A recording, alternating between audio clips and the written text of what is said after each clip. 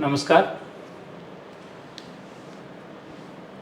आज हम हमारी जो एनसीईआरटी का कोर्स है उसके क्लास 6 के पहले चैप्टर जिसका नाम है पृथ्वी पर स्थानों की स्थिति को शुरू करने जा रहे हैं।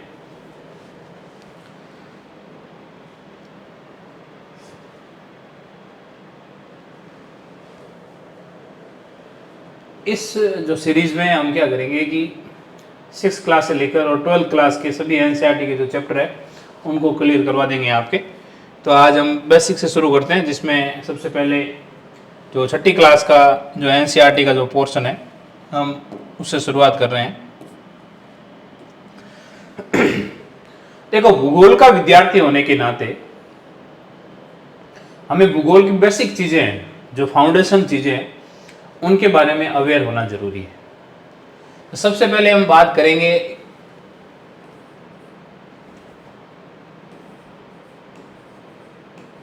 ज्योग्राफी की। कोई आपसे पूछ ले कि भूगोल क्या है, बहुत सारे विद्यार्थियों को स्पेलिंग नहीं आती, तो सबसे पहले भूगोल का विद्यार्थी होने के नाते हमें ये स्पेलिंग याद करनी है। देखो, ज्योग्राफी है ना, ज्योग्राफी जिसे हिंदी में भूगोल कहते हैं। भू में ध्यान रखना, हमेशा भूगोल में भू बड़ा होगा। भू कैसा होगा? बड़ा होगा। तो इस भूगोल में भू बड़ा, एक बात ये ध्यान रखना। और ज्योग्राफी की स्पेलिंग, ये ज्योग्राफी दो शब्दों से मिलकर बना है। एक तो है GO जियो, और दूसरा जो वर्ड है वो है ग्राफी, GRAPHY, ग्राफी। तो जियो और ग्राफी, जियो का मतलब होता है भू, भू का मतलब होगा पृथ्वी,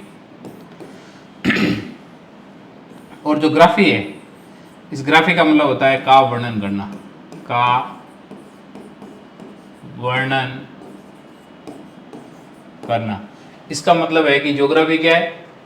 पृथ्वी का वर्णन करना। Geography is the study of the description of the earth. ठीक है। बहुत बार ये पूछा जाता है कि जो भूगोल शब्द है ये किसने दिया और भूगोल का जनक कौन है। तो ध्यान रखना,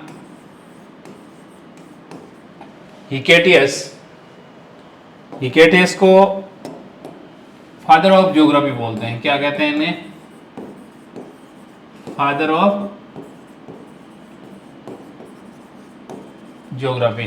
ठीक है। भूगोल का बापू कौन है, भूगोल का पिता कौन है? तो उसका उत्तर होगा हिकेटियस। एक है हेरोडोटस, ये इतिहास का पिता है। हेरोडोटस कौन है? इतिहास का पिता। एक हुए इरेटोस्थनीस,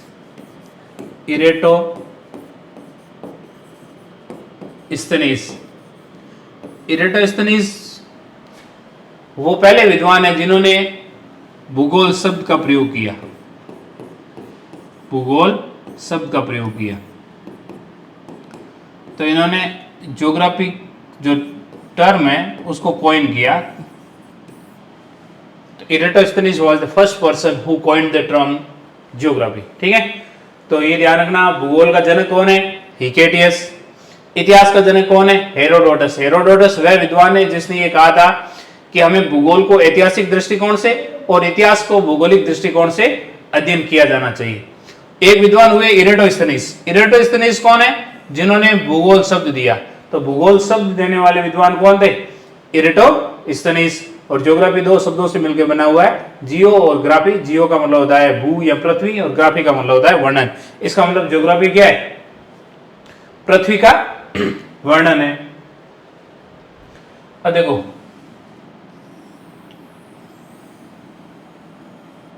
ये हमारी पृथ्वी है।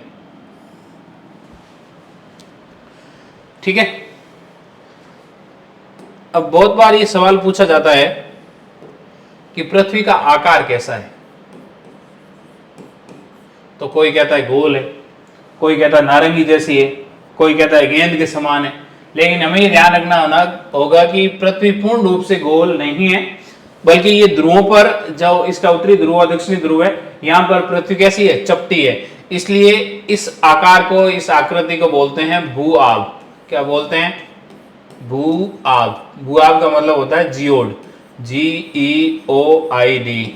ठीक है, जियोड एक ऐसी संरचना होती है जो ध्रुवों पर चपटी होती है और विषुवत के क्षेत्रों के अंदर बाहर की ओर उभरी हुई होती है। ऐसी संरचना क्या कहलाती है? भू आब कहलाती है। तो पृथ्वी का आकार कैसा है? जियोड नुमा। ठीक है, ये पृथ्वी का केंद्र है। केंद्र से विषुवत रेखा के बीच की दूरी और केंद्र से ध्रुव के बीच की दूरी, ये दोनों समान नहीं है। ये जो दूरी है, ये दूरी कम है, और ये वाली दूरी है वो क्या है? अधिक है। दूरी अधिक होने के कारण ही तो पृथ्वी ये ध्रुवों पर कैसी है? इस वाले भाग में ध्रुवों पर पृथ्वी चपटी है, इसलिए ये दूरी कैसी है? कम है। और ये वाली दूरी क्या है? अधिक है। इसलिए ध्यान रखना, केंद्र के ज्यादा नजदीक कौन है? ध्रुव है। इसलिए ध्रुव पास में ज्यादा है, तो यहां पर गुरुत्वाकर्षण है ना, गुरुत्वाकर्षण वो ध्रुवों पर क्या होता है? अधिक पाया जाता है। ठीक है, तो आपसे ये पूछ ले विषुवत रेखा और ध्रुव में गुरुत्वाकर्षण अधिक कहां होगा? तो ये क्या है? ये वाला भाग केंद्र के पास में है और केंद्र के नजदीक है। इसका मतलब है कि इस पर, इसकी तुलना में इसका प्रभाव क्या है? अधिक है। इसका प्रभाव अधिक होने के कारण यहाँ ग्रेविटी अधिक है। ग्रेविटी अधिक है तो यहाँ पर भार भी अधिक होगा। क्या होगा? भार अधिक होगा। इसलिए गुरुत्वाकर्षण पर अधिक होने के परिणाम स्वरूप ध्रुवों पर वस्तुओं का भार है वो क्या है? बढ़ जाता है। ठीक है, बहुत बार ये आता है कि विषुवत रेखा की तुलना में ध्रुवों की तरफ जाने पर या ध्रुवों पर भार अधिक होगा, कम होगा या बराबर होगा। तो ध्यान रखना, एक होता है द्रव्यमान जिसको बोलते हैं मास, और एक होता है भार जिसको बोलते हैं वेट। ठीक है, तो द्रव्यमान हमेशा समान रहता है लेकिन भार चेंज हो जाता है। तो भार किसके कारण चेंज होता है? ग्रेविटी के कारण। और यहां पर ग्रेविटी, गुरुत्वाकर्षण अधिक होगा, इसलिए भार अधिक हो जाएगा। एक 50 किलो का व्यक्ति है, ठीक है, यहां पर भी उसका द्रव्यमान तो 50 रहेगा, लेकिन उसका भार 50 की तुलना में बढ़कर 52 किलो हो जाएगा, 53 किलो हो जाएगा, यूं। ठीक है, तो यहां भार बढ़ जाएगा। तो ध्रुवों पर विषुवत रेखा की तुलना में भार अधिक होता है, ये बात भी हमें ध्यान होनी चाहिए। आकृति की बात कर ली हमने, इसके आकार की बात कर ली। पृथ्वी का जो एक, ये जो पृथ्वी की त्रिज्या है r, पृथ्वी की सतह से और इसके केंद्र के बीच की दूरी, ये ध्यान रखना 6371 किलोमीटर है। कितनी है? 6371 किलोमीटर। तो पृथ्वी की त्रिज्या आपसे कभी भी पूछ ली जाए, पृथ्वी की त्रिज्या कितनी है, रेडियस कितनी है, त्रिज्या, तो त्रिज्या हमें ध्यान होनी चाहिए 6371 किलोमीटर। क्या है? 6371 किलोमीटर। अच्छा, यहां पर दो संरचनाएं बना रहा हूं मैं।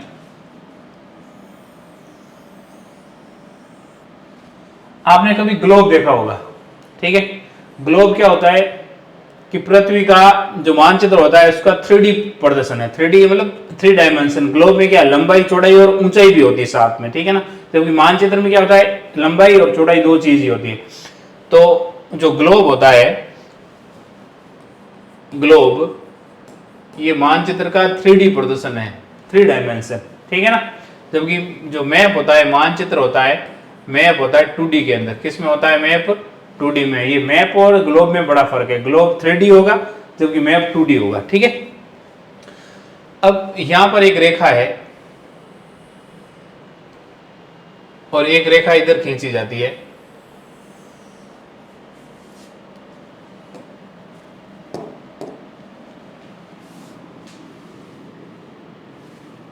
ये हमारा 90 डिग्री नॉर्थ है,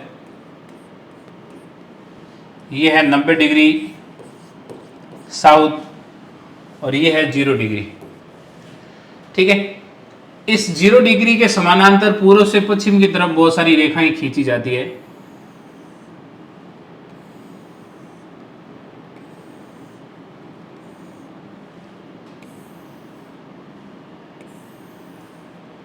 इन रेखाओं को अक्षांश रेखाएं कहते हैं। क्या कहते हैं? अक्षांश।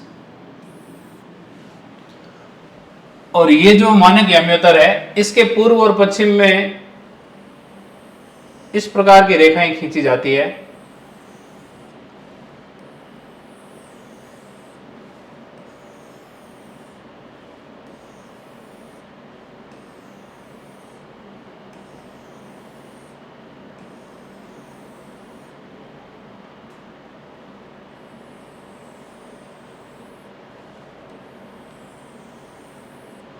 इनको देशांतर रेखाएं बोलते हैं। क्या बोलते हैं? देशांतर रेखा। तो ध्यान रखना, अक्षांश पूर्व से पश्चिम की तरफ खींचे जाएंगे, ये तो अक्षांश रेखाएं हैं। ये वाली रेखाएं हैं, ये कौन सी है? देशांतर रेखाएं। ठीक है, तो ये देशांतर का मैप है, डायग्राम है, और ये अक्षांश का। अक्षांश रेखाएं पूर्व से पश्चिम की तरफ खींची जाती है और एक दूसरे के समानांतर होती है, जबकि देशांतर रेखाएं उत्तर से दक्षिण की तरफ खींची जाती है। इनकी शुरुआत और लास्ट वाला बिंदु ये सब एक बिंदु पे जाके मिलती है। यहाँ पर भी एक बिंदु पे जाके मिल रही है, जबकि यहाँ पर भी एक बिंदु से पे जाके मिल रही है। ये आगे अपन इनमें डिटेल से पढ़ेंगे, लेकिन मोटे तौर पर आपको ये ध्यान रखना है कि जो पूर्व से पश्चिम की तरफ जो रेखाएं खींची जाती है उनको अक्षांश रेखाएं कहते हैं, और जो उत्तर से दक्षिण की तरफ रेखाएं खींची जाती है उनको देशांतर रेखाएं कहते हैं। ठीक है, अब हम सबसे पहले शुरू करते हैं पृथ्वी पर स्थानों की स्थिति के बारे में। ये पहला चैप्टर है। लगभग 500 ईस्वी के आसपास एक विद्वान हुए आर्यभट्ट। सुना होगा आपने आर्यभट्ट के बारे में। आर्यभट्ट एक एस्ट्रोलॉजर थे, एक खगोलज्ञ थे भारत के। भारत के एक अच्छे महान गणितज्ञ भी रहे और खगोलज्ञ भी रहे, जिनको नक्षत्र विज्ञान का ज्ञान था। इनका जन्म है वो 476 ईस्वी में पटना के निकट हुआ था। तो जो आर्यभट्ट जी थे, इन आर्यभट्ट जी का जन्म कहाँ हुआ है? पटना के पास में। कब हुआ है? 476 ईस्वी में। ठीक है, ये नक्षत्र विशेषज्ञ थे, गणितज्ञ थे। और एक बात ध्यान रखना कि भारत के द्वारा जो सबसे पहले जो उपग्रह छोड़ा गया जिसका नाम आर्यभट्ट था, वो आर्यभट्ट, उस उपग्रह का नामकरण इन्हीं के मतलब स्मरण में रखा गया। तो ध्यान रखना, भारत के द्वारा छोड़े गए पहले उपग्रह का नाम इस विद्वान के नाम पर रखा गया, जिसका नाम है आर्यभट्ट। आर्यभट्ट ने एक किताब लिखी जिसको आर्यभट्टी बोलते हैं। क्या है? क्या किताब का नाम है? आर्यभट्टी है। ये इनकी पुस्तक है, इंपॉर्टेंट है, याद रखना, आर्यभट्टी। आर्यभट्टी जो पुस्तक है, इसके 4 खंड है, टोटल 4 वॉल्यूम के अंदर है ये। कितने वॉल्यूम है इसके? 4 वॉल्यूम है। उन 4 वॉल्यूम के आप नाम याद रखना। एक का नाम है गीतिकापाद। क्या नाम है? गीतिकापाद। दूसरे का नाम है गणितपाद, तीसरे का नाम है काल क्रियापाद, और चौथे का नाम है गोलपाद। तो ये 4 आर्यभट्टीय पुस्तक के 4 वॉल्यूम है। उन चारों के नाम याद रहना चाहिए, गीतिका, गणित, काल कर्म क्रियापाद और गोलपाद। ठीक है, कौन से? गीतिकापाद, गणितपाद। 2 तो गैस से शुरू हो रहे हैं, गीतिका और गणित। तो गीतिकापाद, गणितपाद, फिर काल क्रियापाद और गोलपाद। 4 खंडों के अंदर इनकी पुस्तक है, जिसका नाम है आर्यभट्टीय। जन्म 476 ईस्वी में पटना के निकट हुआ। इन्होंने पृथ्वी के बारे में एक कथन कहा था जो महत्वपूर्ण है। कभी कभी एग्जाम में ये पूछा जा सकता है कि ये पृथ्वी के बारे में दिया गया कथन किस विद्वान का है। ऑप्शन में आर्यभट्ट, ब्राह्मीर, सुश्रुत, चरक, इस प्रकार से आपको दे सकते हैं। तो इन्होंने कहा था कि पृथ्वी अंतरिक्ष में स्थित है। कहां स्थित है? अंतरिक्ष में, स्पेस में। ठीक है, earth is situated in the space.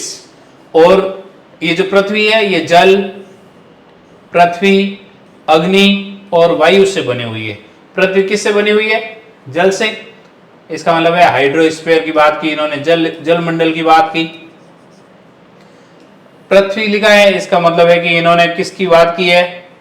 स्थल मंडल की, लिथोस्फीयर की भी बात की है। अग्नि लिखा है इन्होंने यहां पर, इसका मतलब हम कह सकते हैं सूर्य के अंश की बात की इन्होंने। और वायु लिखा है, इसका मतलब है कि इन्होंने जो वायुमंडल है, एटमॉस्फेयर है, उस एटमॉस्फेयर की भी बात की है। ठीक है, तो हमारी पृथ्वी कहां स्थित है? अंतरिक्ष में स्थित है। और ये जल, पृथ्वी, अग्नि और वायु से बनी है और गोलाकार है। तो ध्यान रखना, आर्यभट्टीय ने पृथ्वी को कैसा बताया? गोलाकार बताया। तो ठीक है, आर्यभट्टीय किसमें ये आ सकता है कि आर्यभट्ट के अनुसार पृथ्वी का आकार कैसा है, तो सही उत्तर क्या होगा, गोलाकार। और फिर उन्होंने आगे ये भी कहा कि यह सभी स्थलीय और जलीय प्राणियों से घिरी हुई है, मतलब इस पृथ्वी पर बहुत सारे स्थलीय प्राणी हैं और बहुत सारे जलीय प्राणी हैं, और इन स्थलीय और जलीय प्राणियों से घिरी हुई है कौन, पृथ्वी। तो ये ध्यान रखना कि पृथ्वी अंतरिक्ष में स्थित है, यह जल, पृथ्वी, अग्नि और वायु से बनी है और गोलाकार है तथा सभी स्थलीय और जलीय प्राणियों से घिरी हुई है। यह स्टेटमेंट किसका है, आर्यभट्ट का है। किसका है, आर्यभट्ट का। ये ध्यान रखना आपको। और आर्यभट्ट के बारे में बेसिक जो बातें हैं मैंने अभी बताई, ये भी आपको ध्यान होनी चाहिए कि 476 ईस्वी में पटना के पास में इनका जन्म हुआ। ठीक है, ये भारत के महान गणितज्ञ थे, खगोलज्ञ थे, नक्षत्र वैज्ञानिक भी थे, और भारत के द्वारा छोड़े गए प्रथम उपग्रह का नाम भी इन्हीं के नाम पर रखा गया। और इन्होंने एक पुस्तक लिखी आर्यभट्टीय, जिसके 4 खंड है, गीतिकापाद, गणितपाद, कालक्रियापाद और गोलपाद। इतनी बात क्लियर, ओके। अब हम आगे चलेंगे नेक्स्ट। अब हम बात करते हैं मानचित्र की। मानचित्र बोलते हैं किसको, मैप को। ठीक है, और बहुत सारे मैप आपस में मिला दिए जाएंगे। जब मैप को इकट्ठा कर देंगे तो मैप की एक जो पुस्तक बनेगी उस पुस्तक को बोलते हैं एटलस। क्या बोलते हैं, एटलस। जो ध्यान रखना, एटलस में बहुत सारे मानचित्र होते हैं, बहुत सारे मैप्स होते हैं, तो मैप्स की पुस्तक को क्या बोलेंगे, एटलस। मैप क्या होता है, देखो मानचित्र, यदि आपको जैसे आप किसी स्थान पे खड़े हो, ठीक है, आपको जैसे आप भारत की राजधानी में खड़े हो दिल्ली में, ठीक है, और आपको वहां से गाजियाबाद जाना है, या वहां से आपको जयपुर जाना है, या वहां से आपको बिहार में पटना जाना है, या आपको इलाहाबाद जाना है, ठीक है, कहीं पर भी जाना हो, तो आप क्या करेंगे, सीधा मोबाइल देखा, फिर उसमें मैप निकाला और वहां से डिस्टेंस आपको पता चल जाएगी। वो स्थान पूर्व दिशा में है, पश्चिम दिशा में है, उत्तर में है, दक्षिण में है, उत्तर पूर्व में है, दक्षिण पश्चिम में, कौन सी दिशा में है ये भी आपको पता चल जाएगा। वहां से जाने का समय कितना लगेगा ये भी आपको पता चल जाएगा।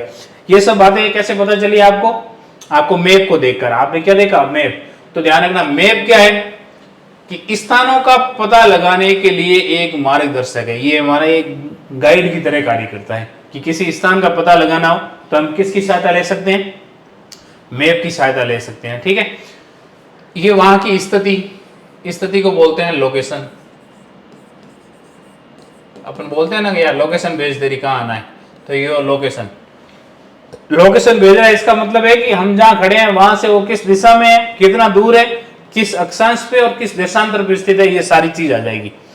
तो वहां की स्थिति और वहां पहुंचने का तरीका मतलब आपको रास्ता भी बता देगा कि पहले पूर्व दिशा में जाओ, फिर पश्चिम में मुड़ो, फिर पूर्व में मुड़ो, फिर इतने डिग्री पे मुड़ो, यूं मुड़ो। ठीक है ना, तो ये कौन बताता है, मैप बताता है। तो मैप हमें लोकेशन बताता है। क्या बताता है, लोकेशन बताता है। किसी स्थान पे हमें पहुंचना है तो उस स्थान पे जाने का हमें वो रास्ता बता देगा, इस दिशा से होकर यूं जाके आप यूं चले जाना। ठीक है, तो वो हमें रास्ता भी बता देगा। ये किसी भी क्षेत्र का एक प्रतीकात्मक चित्रण या रेखांकन है। देखो जैसे एशिया महाद्वीप है, तो ये उस पूरे महाद्वीप का क्या कर देगा आपको, वहां पर बड़ी बड़ी सिटी को, कैपिटल्स को यूं गोले में बना रखा होगा, बड़े बड़े शहर दे रखे होंगे आपको। कहीं पर पर्वत है तो उस पर्वत के बारे में भी वहां लिखा होगा, कहीं पर पठार है तो वो पठार भी बनाया हुआ होगा, कौन सी नदी कहाँ से किधर जा रही है वो भी दिखाया होगा।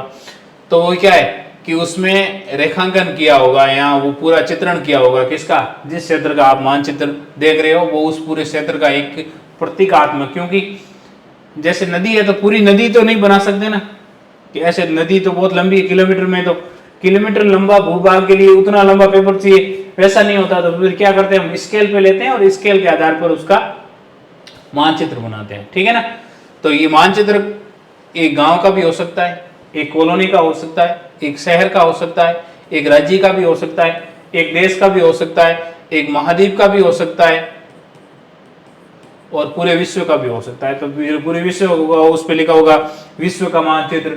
महाद्वीप का होगा तो वहां लिखा होगा एशिया का मानचित्र, अफ्रीका का मानचित्र।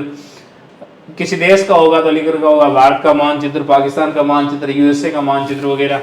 किसी राज्य का है तो राजस्थान का मानचित्र, यूपी का मानचित्र, बिहार का मानचित्र, यूं।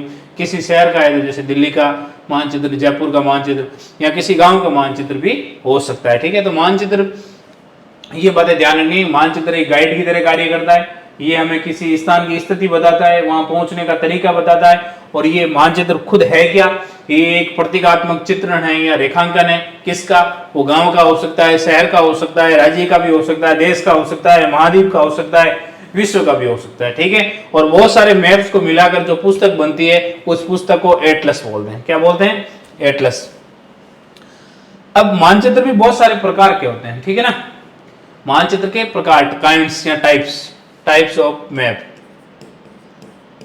तो इस टाइप्स में हम तीन, मोटे तौर पे तीन मानचित्र पढ़ते हैं, तीन प्रकार पढ़ते हैं, जिसमें सबसे पहला है फिजिकल। आप कोई भी मानचित्र देखा होंगे ना, तो उस मैप में, जैसे आप वॉल मैप देखते हो किसी दीवार पे लगा हुआ, तो उसके कोष्टक में लिखा होगा इधर ये प्राकृतिक मानचित्र है, या वो लिखा होगा राजनीतिक मानचित्र है, या वो थीमेटिक मानचित्र है, तो वो कोष्टक में लिखा होगा थीमेटिक मानचित्र। ठीक है ना, तो उसको प्राकृतिक मानचित्र है, इसका मतलब है कि उसमें जो प्राकृतिक चीजें हैं, जो ऊंचा ऊंच है, जो पर्वत है, पठार है, मैदान है, झीलें हैं, नदियां हैं, ठीक है ना, वनस्पति है, मृदा है, उनका वितरण दिखाया होगा, तो उसको क्या बोलेंगे? हम फिजिकल मैप्स बोलेंगे। ठीक है ना, भौतिक मानचित्र कहेंगे। तो सबसे पहला है भौतिक मानचित्र, फिजिकल मैप। इसमें फिजिकल आकृतियां, जो रिलीफ फीचर है, ऊंचा ऊंच है या रिलीफ है, ठीक है, उन रिलीफ्स के बारे में, ऊंचा ऊंचों के बारे में दिखाया होगा, जिसमें पर्वत, महासागर, नदियां, पठार, मैदान, झील, इन सब का जो चित्रण है वो कहां पर देखने को मिलेगा आपको? प्राकृतिक या भौतिक मानचित्र में। दूसरा जो मानचित्र है वो है पॉलिटिकल मैप। ये एक भौतिक मानचित्र का उदाहरण है, अफ्रीका का ये भौतिक मानचित्र है। इसमें देखो ये ब्राउन ब्राउन सा, ज्यादा ब्राउन किया हुआ है, इसका मतलब वो ऊंची चोटियां हैं। थोड़ा कम ब्राउन है, इसका मतलब वो पठारी भाग है। जो ग्रीन ग्रीन किया हुआ है, ये जो वन वाला क्षेत्र है, जो वनस्पति जहाँ ज्यादा है वो वाली। ठीक है, ये जो ये भाग है, ये ऊंचाई पर व्हाइट व्हाइट दिख रहा है, तो इसका मतलब है कि यहाँ बर्फीली चोटियां भी है। ठीक है, तो ये जो मानचित्र है वो किसका उदाहरण है?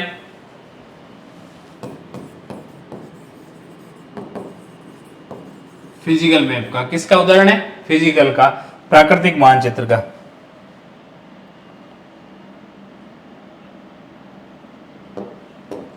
दूसरा जो मानचित्र है वो है राजनीतिक मानचित्र। अगला मानचित्र कौन सा है? राजनीतिक मानचित्र, पॉलिटिकल मैप।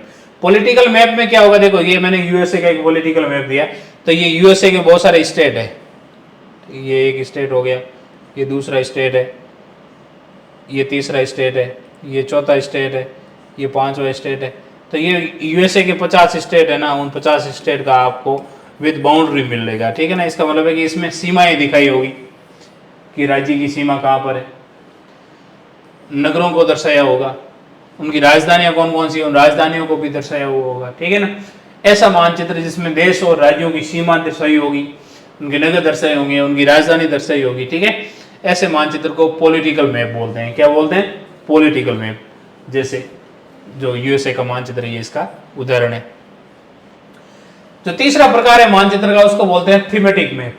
कौन सा मैप है? थीमेटिक। थीमेटिक कोई थीम पर होता है। ठीक है, थीम जैसे भारत में वर्षा का वितरण, भारत में वनस्पतियों का वितरण, भारत में सड़क मार्ग का वितरण, भारत में बंदरगाहों का वितरण, भारत में गेहूं के उत्पादन का वितरण, भारत में चावल के उत्पादन का वितरण। तो ये जो किसी विशिष्ट प्रकार की सूचना को दर्शाने वाले मानचित्र होते हैं, इन्हें थीमेटिक मैप बोलते हैं। क्या बोलते हैं? Thematic map. मतलब ये थीम पर बने होंगे, इनकी कोई थीम होगी। तो जैसे ये वाला मानचित्र दे रखा है, ये मैंने इंडिया का वनों का वितरण दर्शाया हुआ है कि वनस्पति कहाँ पर ज्यादा है। तो जहाँ वनस्पति कम है उनको लाइट में दर्शा रखा है, जहाँ वनस्पति ज्यादा है उनको और ज्यादा जो डार्क ग्रीन कर रखा है। ठीक है ना, तो ये हो जाएगा किसका? एक थीम पर वनस्पति का वितरण है, तो इसको बोलते हैं थीमेटिक मैप। तो तीन प्रकार के मैप हो गए टाइप्स ऑफ मैप में। पहला प्रकार फिजिकल, दूसरा प्रकार पॉलिटिकल, और तीसरा प्रकार थीमेटिक मैप। ठीक है, तो टोटल कितने मैप हो गए? 3 प्रकार के मैप हो गए। अब मैप्स किसे कहते हैं, मैप्स में क्या होता है, कौन कौन सी सूचनाएं मिलती है, और मैप के कौन कौन से प्रकार है, ये अभी हमने देख लिया। अब हम आगे बात करेंगे मानचित्र के मुख्य घटक कौन कौन से, मतलब मेन एलिमेंट्स कौन कौन से, कि किसी मानचित्र में कौन कौन सी चीजें होनी आवश्यक है, तब जाकर वो मैप बनेगा।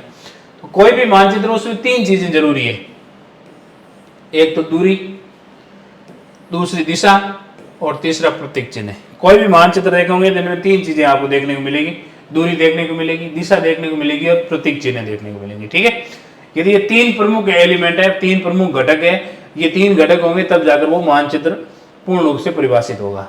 ठीक है, सबसे पहला पॉइंट है इसका दूरी या स्केल। सबसे पहले बात करेंगे स्केल की, इसको मापनी भी कहते हैं। क्या बोलते हैं? मापनी। एक सिंपल से उदाहरण में आपको समझाऊं, जैसे राजस्थान की विधानसभा में कुल सीटों की संख्या है 200। कितनी है? 200। इसका मतलब है कि 200 एमएलए चुने जाएंगे। कहां से? पूरे राजस्थान से। और वहां पर वो विधानसभा भवन में बैठकर और राज्य की नीति निर्माण पे डिस्कशन करेंगे। अब यदि कोई राजस्थान की जो 6 करोड़ 86 लाख के आसपास, मतलब लगभग 7-8 करोड़ की जनसंख्या है, 7-8 करोड़ सारे के सारे लोग ये कहने लग जाए कि यार हम भी जयपुर जाएंगे और विधानसभा में जाकर बैठेंगे, क्या ये पॉसिबल है? ऐसा तो नहीं हो सकता। 8 करोड़ जनता को जाके वहां पर कहां बिठाएंगे? पॉसिबल नहीं है। तो फिर इसका रास्ता निकाला गया कि हम 8 करोड़ लोग वहां नहीं जाएंगे, बल्कि हम में से 200 लोग चुने जाएंगे और वो 200 लोग ही इन 8 करोड़ की बात को वहां जाकर रखेंगे। इसका मतलब है कि ये जो मेंबर है, ये लेजिस्लेटिव असेंबली में जा रहे हैं, इसलिए इनको एमएलए बोलते हैं। ये हमारे रिप्रेजेंटेटिव है। क्या आएंगे? हमारे रिप्रेजेंटेटिव है। ये हमारे प्रतिनिधि है। क्या है? प्रतिनिधि। इसका मतलब है कि ये हमारा प्रतिनिधित्व करेंगे वहां पर जाकर। तो 8 करोड़ को भेजने की आवश्यकता नहीं है, 8 करोड़ की जगह 200 लोग भी जाकर हमारा काम कर देंगे। ठीक है, तो 8 करोड़ को कितने लोग प्रतिनिधित्व कर रहे हैं? 200 लोग प्रतिनिधित्व कर रहे हैं। ठीक है, तो 8 करोड़ 200 लोग किसका प्रतिनिधित्व कर रहे हैं? 8 करोड़ का।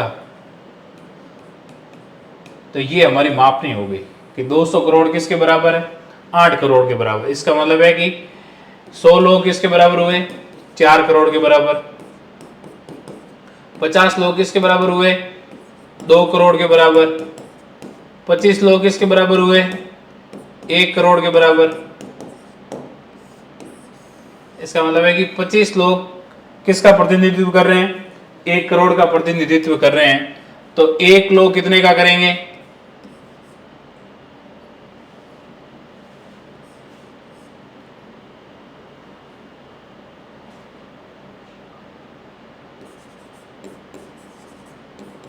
मोटे तौर पे हम कह सकते हैं 4 लाख पॉपुलेशन का करेंगे। ठीक है, कितने पॉपुलेशन का?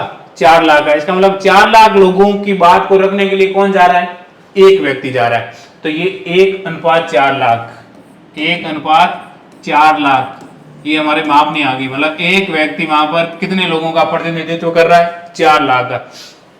सेम ऐसे ही यदि हमें एशिया का मानचित्र बनाना है, तो एशिया जितने क्षेत्रफल पर फैला हुआ है उतना बड़ा पेज लाना पड़ेगा। उतना बड़ा पेज ला सकते हैं क्या? पॉसिबल नहीं है। लाएंगे तो रखेंगे कहां उतना बड़ा पेज? फिर उस पे इतने बड़े पेज पर डायग्राम कौन बनाएगा? ऐसा पॉसिबल नहीं है। तो फिर इसका रास्ता क्या है कि हम एक छोटा सा A4 साइज का पेज ले रहे हैं, उस पर भी एशिया बना सकते हैं।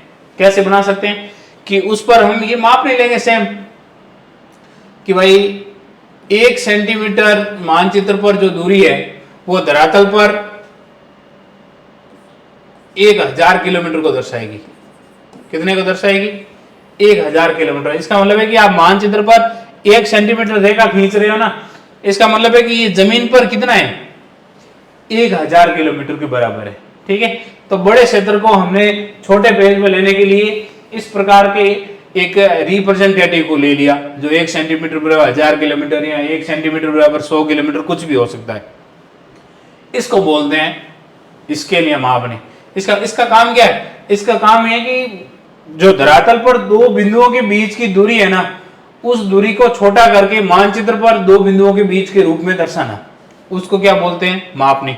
तो ये बड़े क्षेत्रों को कागज के छोटे टुकड़े पर प्रस्तुत करने में मदद कर रहा है, बिल्कुल हेल्प कर रहा है। एशिया जितना बड़ा पेज नहीं लाना पड़ेगा, या पूरे भारत का मैप बनाना है तो भारत के जितना पेज नहीं लाना है, हमें भारत की दूरी को हमने इस प्रकार से मापनी में चेंज करके और उसको मानचित्र पर प्रस्तुत कर दिया। मानचित्र का जो स्केल है वो ये बताता है कि मानचित्र पर 1 सेंटीमीटर धरातल पर कितनी दूरी का प्रतिनिधित्व कर रहा है। ठीक है, इसलिए ये जो 1 सेंटीमीटर बराबर 1000 किलोमीटर है, इसको RF बोलते हैं। क्या बोलते हैं? RF। इसको बोलते हैं रिप्रेजेंटेटिव फ्रैक्शन। इसको हिंदी में बोलते हैं निरूपक भिन्न। क्या बोलते हैं? निरूपक भिन्न, जो निरूपक करती है, निरूपण करती है, प्रतिनिधित्व करती है। ठीक है ना, तो इसको बोलेंगे निरूपक भिन्न। तो पहली बात, किसी भी स्केल में आप कोई भी मानचित्र देखोगे ना, तो उसके मानचित्र के नीचे इस प्रकार से एक टेबल बनी होगी, देखना। ठीक है, उस टेबल पे इस प्रकार से कुछ बनाया हुआ होगा, यहाँ 0 लिखा होगा, यहाँ इधर कोई दूरी लिखी होगी किलोमीटर में वगैरह, यूँ इस प्रकार से आप किसी मानचित्र में देखते हो। इसका मतलब है कि वो उस मानचित्र का क्या है? स्केल है। क्या है वो? स्केल। जैसे 1 सेंटीमीटर बराबर 500 मीटर की स्केल है, इसका मतलब है कि मानचित्र पर 1 सेंटीमीटर धरातल पर 500 मीटर के बराबर है। कितने के बराबर है? 500 मीटर के बराबर। तो ये 1 सेंटीमीटर बराबर 500 मीटर स्केल हो गई। दूसरी चीज है, मानचित्र में क्या होना चाहिए? पहली चीज हो गई स्केल, मापनी, दूरी। दूसरी है दिशा। देखो, दिशा किसी भी मानचित्र में आप कोई भी मैप देखोगे तो इधर सबसे लास्ट में कोने के अंदर या ऐसे लिखा होगा उत्तर, या ऐसे नॉर्थ लिखा होगा। ठीक है ना, और एक तीर का निशान बनाया होगा। ये दिशा को प्रतिनिधित्व कर रहा है। इसका मतलब है कि वो उस मानचित्र में उत्तर दिशा जिधर तीर किया हुआ है उधर है, दक्षिण दिशा नीचे की तरफ है, पूर्व दिशा पूर्व की ओर है, पश्चिम दिशा पश्चिम की ओर है। तो मानचित्रों में शीर्ष पे जो एक तीर बना होगा उस पर नॉर्थ दिशा इंगित करता है। वो किसको करता है? नॉर्थ को। और वैसे इसे उत्तर का जो पहला अक्षर है ऊ, पहला उस ऊ से पहली जो लेटर है ऊ से लिखा होगा। 4 हमारी मुख्य दिशा है। ये नॉर्थ है, ये साउथ है, ये ईस्ट है और ये वेस्ट है। उत्तर, दक्षिण और पूर्व, पश्चिम, ये 4 मुख्य दिशाएं, इसको प्रधान बिंदु कहते हैं। यहाँ चतुर्दिश, चतुर का मतलब 4, दिशा यानी दिशा, तो ये चारों दिशाएं। बहुत बारी बार आप सुना होगा चारों दिशाओं से, चारों दिशाओं में फैल गए लोग वगैरह, चारों दिशाओं में उसका शासन था। तो इसका मतलब उत्तर से दक्षिण और पूर्व से पश्चिम, ये 4 दिशाएं। इसके अलावा ये जो दिशा दिख रही है आपको, उत्तर पूर्व, उत्तर पश्चिम, दक्षिण पश्चिम और दक्षिण पूर्व, ये देखो उत्तर और पूर्व के बीच में है उत्तर पूर्व, उत्तर और पश्चिम के बीच में है उत्तर पश्चिम, पश्चिम और दक्षिण के बीच में है दक्षिण पश्चिम, दक्षिण और पूर्व के बीच में है दक्षिण पूर्व। ये 4 दिशाएं हैं। इन दिशाओं को मध्यवर्ती दिशा कहते हैं। क्या बोलते हैं? मध्यवर्ती दिशाएं। तो 2 प्रकार की दिशा हो गई। एक तो प्रधान दिशा, प्रधान में 4 आ गई, उत्तर दक्षिण पूर्व पश्चिम, और मध्यवर्ती में 4 आ गई, उत्तर पूर्व, उत्तर पश्चिम, दक्षिण पूर्व और दक्षिण पश्चिम। इन मध्यवर्ती जो 4 दिशाएं हैं ना, इनका कुछ नाम है। जैसे उत्तर पूर्व दिशा में जो दिशा स्थित है इसको बोलते हैं ईशान। क्या बोलते हैं? ईशान। आपने सुना होगा ईशान कोण। उत्तर पूर्व दिशा में जो कोण होता है उसको कौन सा कोण बोलते हैं? ईशान। एक ईशान उदय योजना शुरू की थी प्रधानमंत्री मोदी ने। ईशान उदय का मतलब भारत के जो नॉर्थ ईस्ट में जो राज्य स्थित है उन राज्यों का विकास करने के लिए एक दृष्टिकोण था ईशान उदय। ठीक है ना, तो ईशान बोलते हैं उत्तर पूर्व को। दक्षिण पूर्व की जो दिशा है इसको बोलते हैं आग्नेय। क्या बोलते हैं? आग्नेय। ईशान, आग्नेय। दक्षिण पश्चिम की दिशा है इसको बोलते हैं नैऋत्य। क्या बोलते हैं? नैऋत्य। और उत्तर पश्चिम की जो दिशा है इसको बोलते हैं वायव्य। क्या बोलेंगे? वायव्य। तो ये 4 दिशा हो गई, ईशान, आग्नेय, वायव्य और नैऋत्य। ठीक है, कौन कौन सी?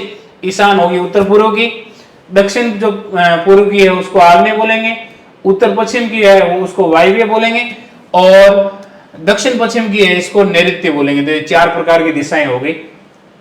नॉर्थ ईस्ट ईशान, दक्षिण पूर्व आग्नेय, दक्षिण पश्चिम नैऋत्य, और ये हो जाएगी उत्तर पश्चिम में वायव्य। तो 4 दिशाओं के नाम ध्यान होने चाहिए हमें, वायव्य, ईशान, आग्नेय और नैऋत्य। ठीक है, सबसे इधर उत्तर पूर्व में है ईशान, पूर्व दक्षिण के अंदर है आग्नेय, पश्चिम दक्षिण में है नैऋत्य, उत्तर पश्चिम में है वायव्य। ठीक है। तो ये देखो इसमें भी आधा अक्षर आ रहा है, इसमें भी आधा अक्षर आ रहा है, इसमें भी आधा अक्षर आ रहे हैं, तीनों वर्ड में आधे आधे अक्षर आ रहे हैं। एक है ईशान में वो पूरा अक्षर आ रहा है उत्तर पूर्व का, तो आप उधर से शुरू कर सकते हो। ये 3 वर्ड के है केवल ईशान, बाकी सब 4 दिशा के। तो सबसे उत्तर पूर्व में ईशान हो गया, यहाँ से शुरू करेंगे तो ई पहला वर्ड आएगा ईशान। उसके बाद में ईशान तो वो हो गया, उसके बाद में यहाँ ये तीनों आधे आधे वाली है ना, इनमें सबसे पहला वर्ड कौन सा है, ए के बाद में आ, तो लेटर में सबसे पहले क्रम इसका है, तो आग्नेय हो गया। तैथ है, दे दे, ने के बाद में आता है ये लेव है, तो इधर आप क्लॉकवाइज घूम रहे हो तो आ के बाद में ने आएगा, ने के बाद में वे आएगा। ईशान आप वो पूरा अक्षर है 3 अक्षरों का है, तो 3 को सबसे पहले उत्तर पूर्व में लिख लो, ये याद रखने का। कभी कंफ्यूज हो जाओ ना तो भी ध्यान रखना, उत्तर पूर्व में ईशान 3 अक्षरों वाला सबसे पहले आएगा, फिर 4 अक्षरों में इनको आप क्रम वाइज कर दो। रीजनिंग में पढ़ते हैं ना पहला वर्ड कौन सा आएगा, तो आग्ने ए आ के बाद में आ, तैथा दे ने, तो ने वाला ये लेव है, तो वो अल्फाबेट में ने पहले आता है और वे बाद में आता है, तो यूं घूमते जाओ, सबसे पहले आ आएगा, फिर ने आएगा, फिर वे आएगा, ये हो जाएगा। और एक पूर्ण अक्षर 3 अक्षरों वाला इधर लिख लो ईशान, तो ये 4 यूं याद रहेंगे आप, ठीक है। तो मानचित्र में सबसे पहले स्केल की बात की, उसके बाद में दूसरी बार हमने बात की डायरेक्शन की, दिशा की। जो तीसरी बात है मानचित्र में वो होते हैं प्रतीक चिन्ह। क्या होते हैं? प्रतीक चिन्ह। जैसे चोटी है तो हम चोटी को एक त्रिभुज बनाकर अपने चोटी दर्शाती, ठीक है। अब आप पूरी चोटी थोड़ी बना सकते हैं, मेरे पे इतनी जगह नहीं होती कि वहां पूरी चोटी बना दो, तो एक निशान बना दो छोटा सा, ये चोटी का मतलब हो जाएगा। एक बिंदु बना दिया इस प्रकार से, तो ये कोई शहर का मतलब हो जाएगा, ये शहर को दर्शा रहा है, ठीक है ना। तो ये प्रतीक चिन्ह क्या होते हैं? ये मानचित्र के बहुत महत्वपूर्ण घटक होते हैं। इनका उपयोग क्या है कि भवन, सड़क, रेल लाइन, नदी या जो प्राकृतिक या मानव निर्मित जो विशेषताएं हैं उनको अपन इन प्रतीक चिन्हों के माध्यम से दर्शा सकते हैं, ठीक है। तो ये इन विशेषताओं को दर्शाने के लिए इनका प्रयोग करते हैं। इनकी एक विशेषता ये है कि कम जगह पर ये बहुत बड़ा वितरण दर्शाने में मदद कर सकते हैं। छोटी जगह है, आपने ये त्रिभुज बना दिया इस प्रकार से, डेल्टा बना दिया, ठीक है ना, तो ये एक चोटी को प्रदर्शित कर सकता है, ठीक है। तो कम स्थान पर बहुत ज्यादा विवरण दिखाना हो तो हमें प्रतीक चिन्हों की आवश्यकता पड़ेगी, इसके बिना हम कम स्थान पर अधिक चीजें नहीं दर्शा सकते। जो इंडियन जो सर्वे डिपार्टमेंट है, भारतीय सर्वेक्षण विभाग, उसने जो भारत के मानचित्रों के लिए विशिष्ट प्रतीकों का एक शेड निर्धारित किया है कि ऐसे तो कैसे पता करेंगे कि कौन सा जो चिन्ह है वो किसका है, ठीक है। तो भारतीय सर्वेक्षण विभाग ने पहले से बहुत सारे चिन्ह बना के दे दिए कि आपको ये चोटी दर्शानी है तो इसको करें, नदी दर्शानी है तो ये प्रतीक चिन्ह प्रयोग करना, झील दर्शानी है तो ये प्रतीक चिन्ह प्रयोग करना। तो एक प्रतीक चिन्हों का उन्होंने सेट दे दिया है, ठीक है ना, जिसमें रेल लाइनों के लिए, बड़ी लाइन के लिए अलग निशान है, छोटी लाइन के लिए अलग निशान है, रेलवे स्टेशन के लिए अलग निशान है, सड़क में कच्ची सड़क के लिए अलग निशान है, पक्की सड़क के लिए अलग निशान है, सीमा में अंतरराष्ट्रीय सीमा के लिए अलग निशान है, राज्य की सीमा के लिए अलग और जिला की सीमा के लिए अलग निशान है, नदी के लिए अलग स्थान है, कुएं के लिए अलग स्थान है, तालाब के लिए अलग है, नहर के लिए अलग है, और सेतु या कोई ब्रिज है तो उसके लिए भी अलग है, मंदिर के लिए अलग, गिरजाघर, मस्जिद, छतरी, डाकघर, डाक, टेलीग्राफ कार्यालय, पुलिस स्टेशन, बस्ती, कब्रिस्तान, वृक्ष या घास, इन सब के लिए इन्होंने प्रतीक चिन्हों का एक सेट बनाया है। जैसे रेलवे लाइन है ना, तो रेलवे लाइन में देखो ये वाली बड़ी लाइन का प्रतीक चिन्ह है, ये छोटी वाली लाइन का प्रतीक चिन्ह है, और ये रेलवे स्टेशन है, RS लिखा हुआ है, देखो यहाँ पर RS का मतलब है रेलवे स्टेशन, तो ये रेलवे स्टेशन बना रखा है यहाँ पर। ये पक्की सड़क का प्रतीक चिन्ह है, 2 लाइनें बना दी ऐसे, ये प्रतीक चिन्ह है। और यदि कच्ची सड़क है तो इस प्रकार से डॉट डॉट करके, डैश डैश करके ये बना दिया, इसका मतलब ये कच्ची सड़क है, ठीक है। अंतरराष्ट्रीय, अंतरराज्यीय और जिला की जो सीमा है उनके लिए इन्होंने इस प्रकार से dash dash dash dash dash dash कर दिया, तो ये से पता चल जाएगा कि ये सीमा का निशान है। मंदिर के लिए ये वाला निशान है, 1-2 रेखा यूं खींची, 2 रेखा यूं बना दी, बीच में इस प्रकार से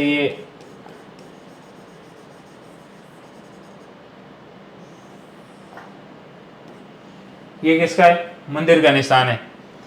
गिरजाघर में क्या है? ऊपर प्लस किया होगा और नीचे इस प्रकार की आकृति होगी, ये गिरजाघर है।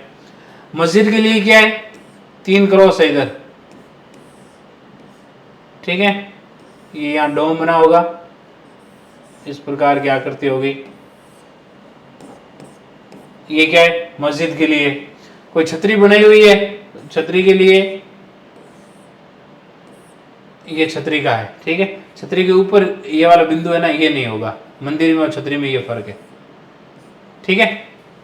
ये निशान छतरी का है। डाकघर के लिए पीओ लिखा होगा, पुलिस पोस्ट ऑफिस पीओ, ठीक है।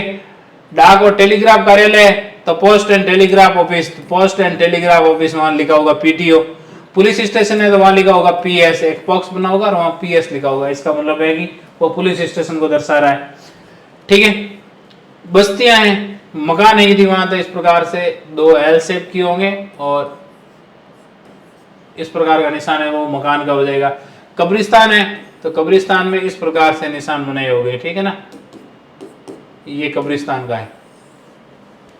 वृक्ष है तो वृक्ष के लिए इस प्रकार की आकृति बनाई होगी।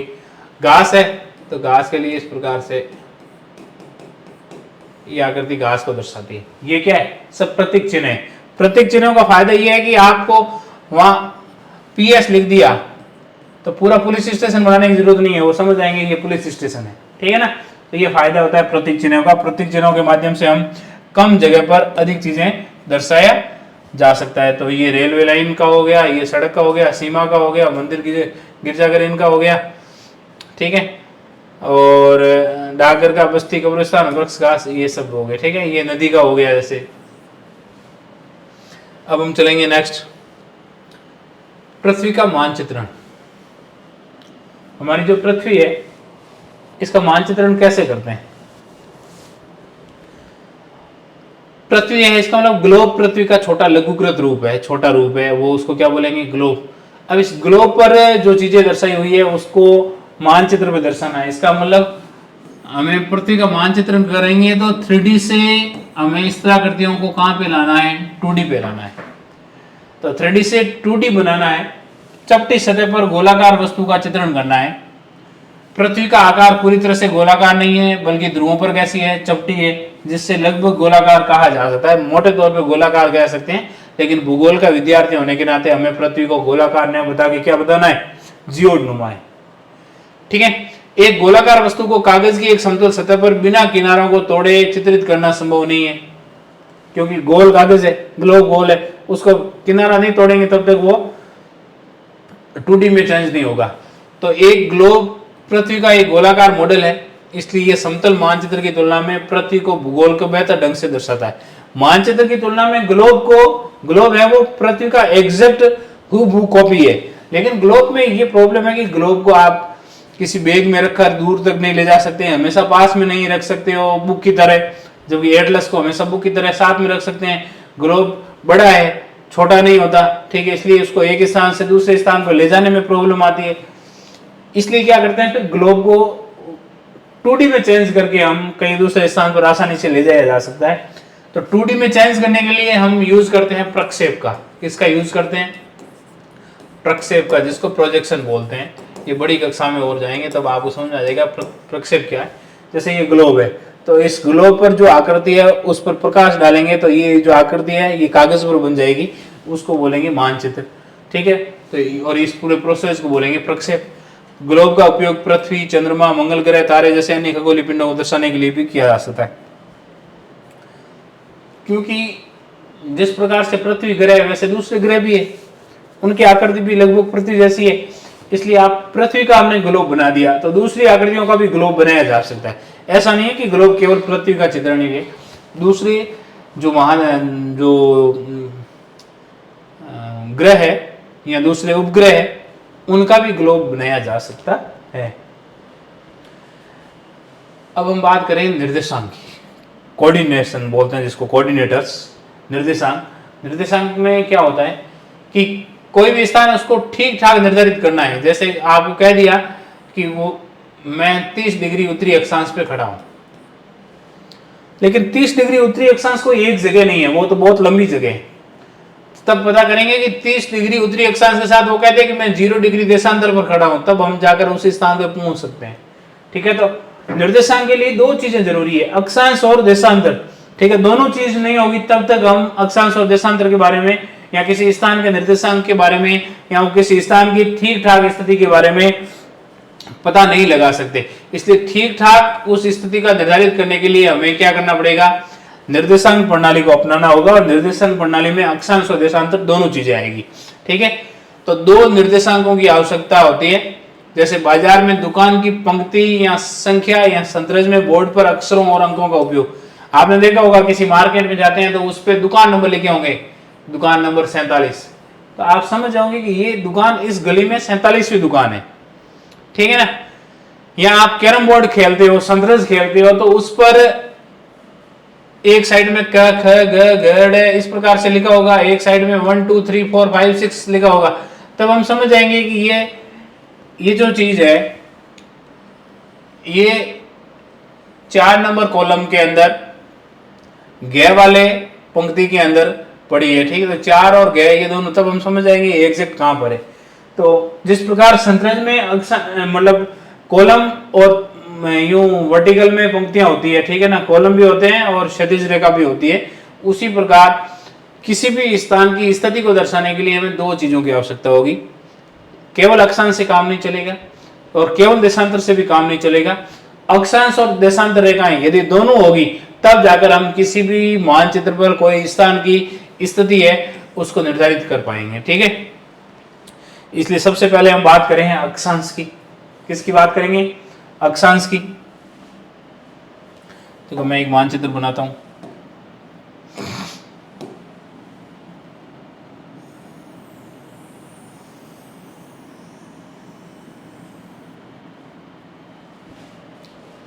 ठीक है, ये पहली रेखा खींची मैंने, इसको बोलते हैं 0 डिग्री अक्षांश। क्या बोलेंगे?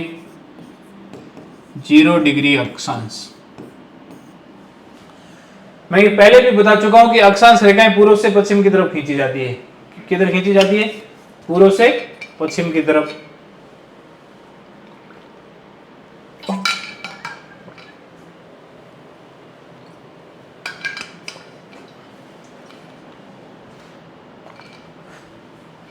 ये पहला अक्षांश है जिसको 0 डिग्री अक्षांश बोलते हैं। कौन सा अक्षांश है?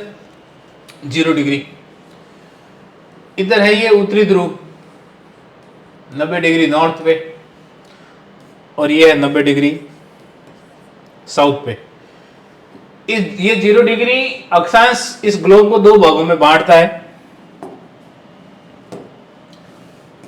ये हो जाएगा उत्तरी गोलार्ध, इसको बोलेंगे दक्षिणी गोलार्ध।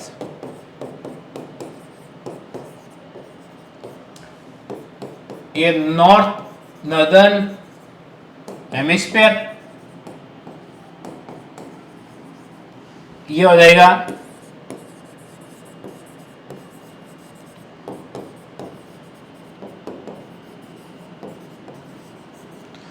सदर्न हेमिस्फीयर, उत्तरी गोलार्ध और दक्षिणी गोलार्ध। ये पूरा गोला है, गोले का आधा हो जाएगा अर्धगोला। अर्धगोले को लिख दिया गोलार्ध, गोला धन अर्ध, इसका मतलब आधा गोला। आधा गोला उत्तरी गोलार्ध में, आधा गोला दक्षिणी में। तो ये नॉर्थ हेमिस्फीयर, ये साउथ हेमिस्फीयर। इसका मतलब 0 डिग्री इस पूरी पृथ्वी को दो हेमिस्फीयर में बांटता है, नॉर्थ हेमिस्फीयर और सदर्न हेमिस्फीयर। जो नॉर्दर्न हेमिस्फीयर है ये यहां से शुरू होगा 1 डिग्री से, 1 डिग्री 2 डिग्री 3 डिग्री यूं करके यहां पहुंचेगा 90 डिग्री पर। सदर्न हेमिस्फीयर भी शुरू होगा 1 डिग्री 2 डिग्री और इधर हो जाएगा 90 डिग्री पे।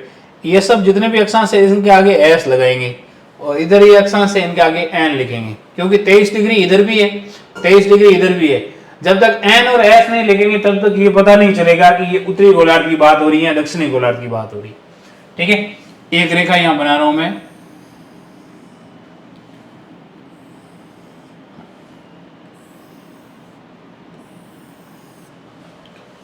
ये रेखा है 23.5 डिग्री उत्तरी अक्षांश, यह है 23.5 डिग्री दक्षिणी अक्षांश, यह है 67.5 डिग्री उत्तरी अक्षांश, ये वाली है 67.5 डिग्री दक्षिणी अक्षांश।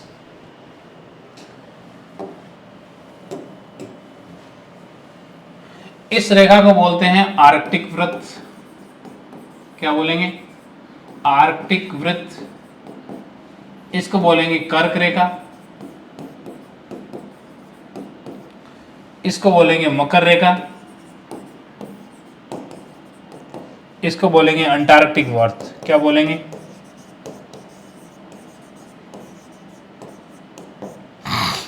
यह हो जाएगा दक्षिणी ध्रुव और ये हो जाएगा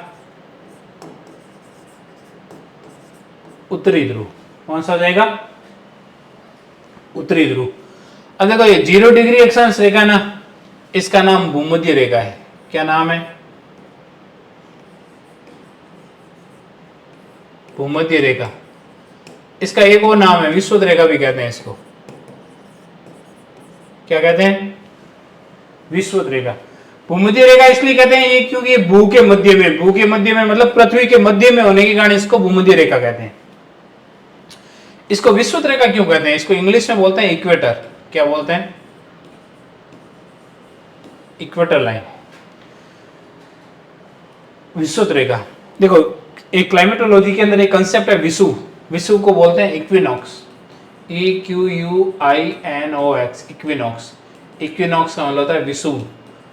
विषुव क्या होता है? वह स्थान जहां वर्ष भर सूर्य की किरणें सीधी पड़ती है उसको बोलते हैं विषुव। ठीक है, तो ये वो स्थान है जहां पर सूर्य की किरणें क्या पड़ेगी? वर्ष भर सीधी पड़ेगी, इसलिए इस रेखा को बोलते हैं विषुवत रेखा। कौन सी रेखा? विषुवत रेखा। 23.5 डिग्री उत्तरी अक्षांश को कर्क रेखा इसलिए कहते हैं कि जिस समय सूर्य 23.5 डिग्री उत्तरी अक्षांश पर सीधा चमकता है उस समय सूर्य जिस राशि में होता है उस राशि को कर्क रेखा, कर्क राशि कहते हैं। आपने राशियों के अंदर पढ़ा होगा, कर्क, मकर, मेष वगैरह ये राशि होती है। तो जिस राशि में होता है वो राशि कर्क होती है, इसलिए इस रेखा को कर्क रेखा। जब सूर्य दक्षिण में मकर रेखा पर होता है, 23.5 डिग्री दक्षिणी अक्षांश पर होता है, इस समय सूर्य जिस राशि में होता है उसको मकर राशि कहते हैं, इसलिए इस रेखा को मकर रेखा कहते हैं। ऊपर आर्कटिक महासागर है, नीचे अंटार्कटिक है, इसलिए आर्कटिक वृत्त है 67.5 को, और फिर 67.5 डिग्री दक्षिण को अंटार्कटिक वृत्त कहते हैं। तो ये सारी रेखाएं क्या हो गई? अक्षांश होगी। तो देखो आपसे ये सवाल पूछा जा सकता है कि कुल अक्षांश कितने हैं? क्या पूछ सकते हैं?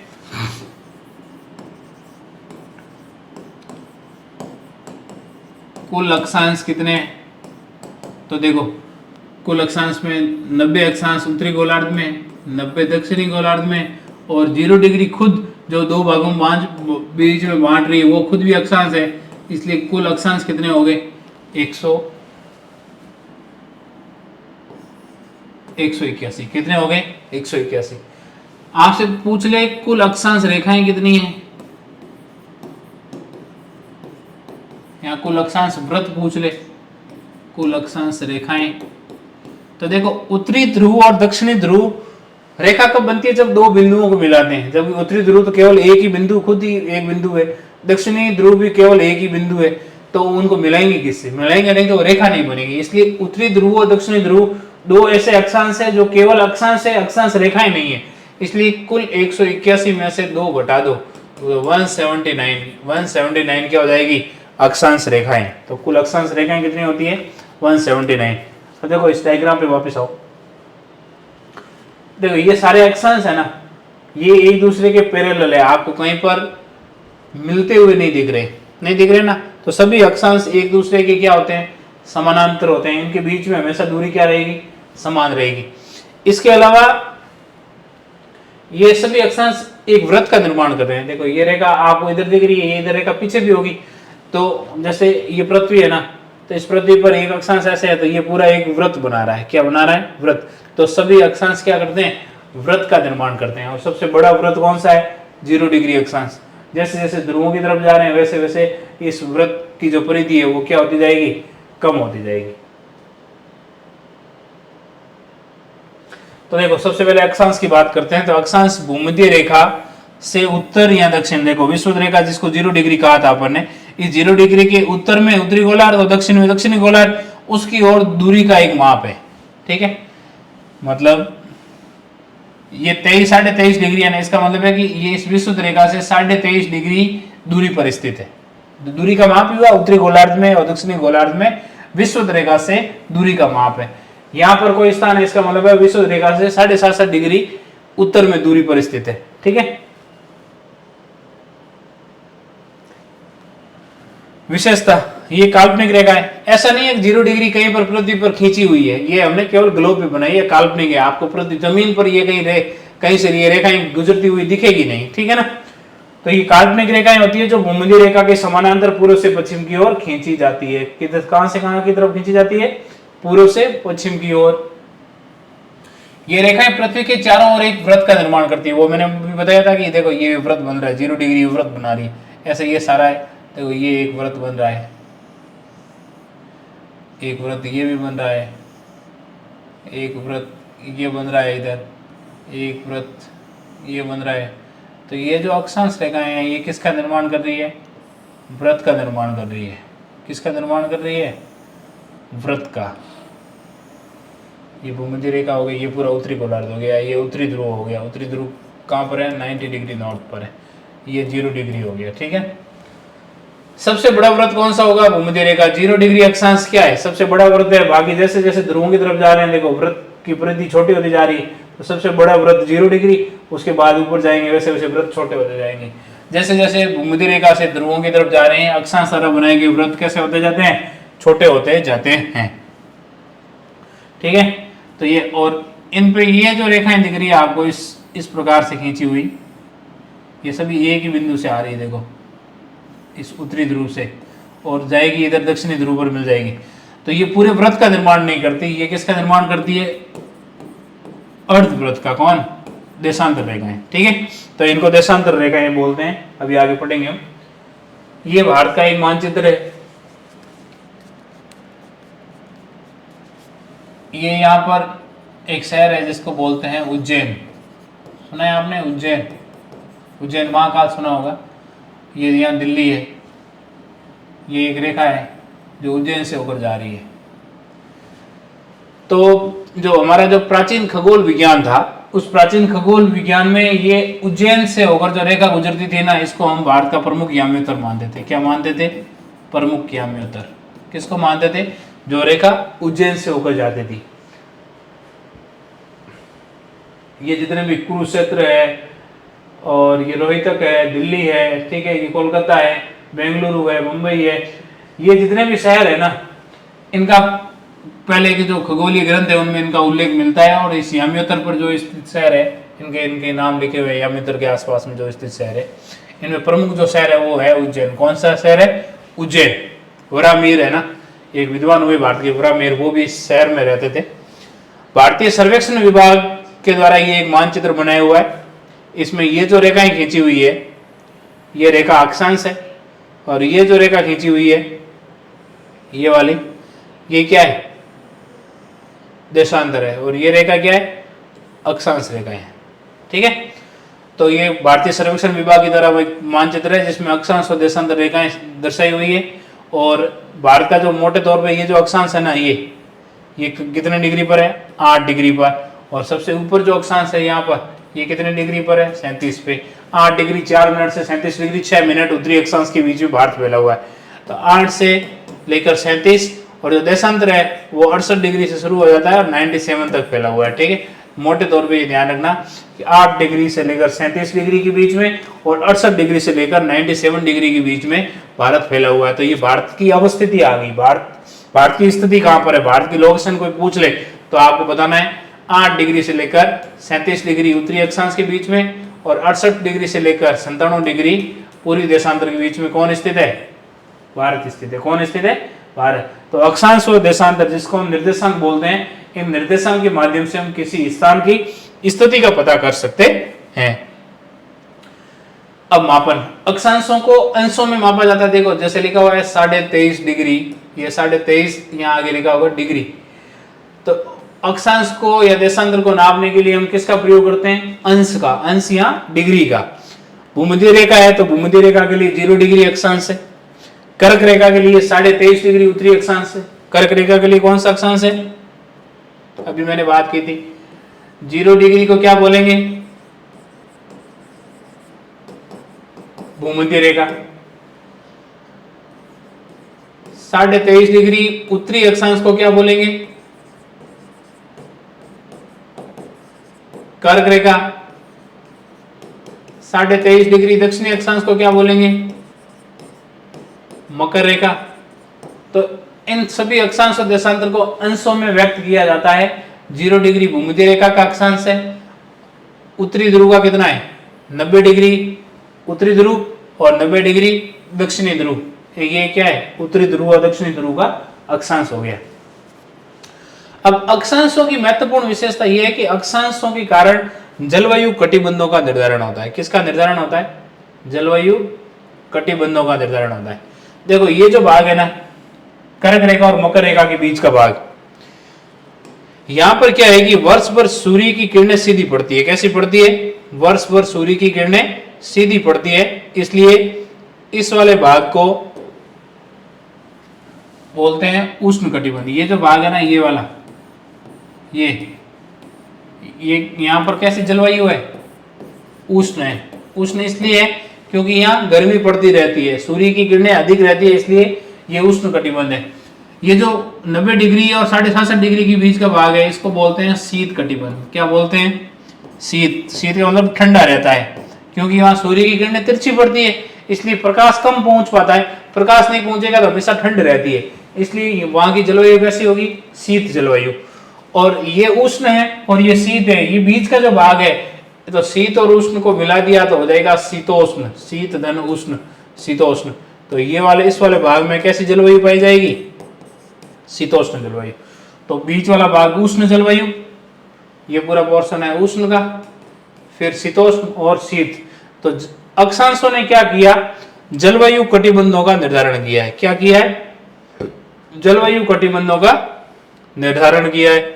तो अक्षांशों का उपयोग क्या है? ये हमारे जलवायु कटिबंधों का निर्धारण करते हैं। किसका निर्धारण करते हैं? जलवायु कटिबंधों का। भूमध्य रेखा के आसपास का क्षेत्र है वो गर्म रहता है, इसलिए उष्ण कटिबंध।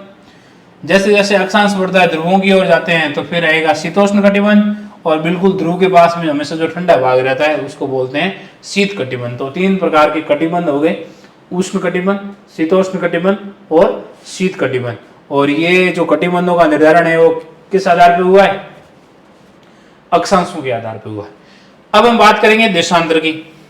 जो ये जो मानचित्र बना बताया मैंने पहले आपको,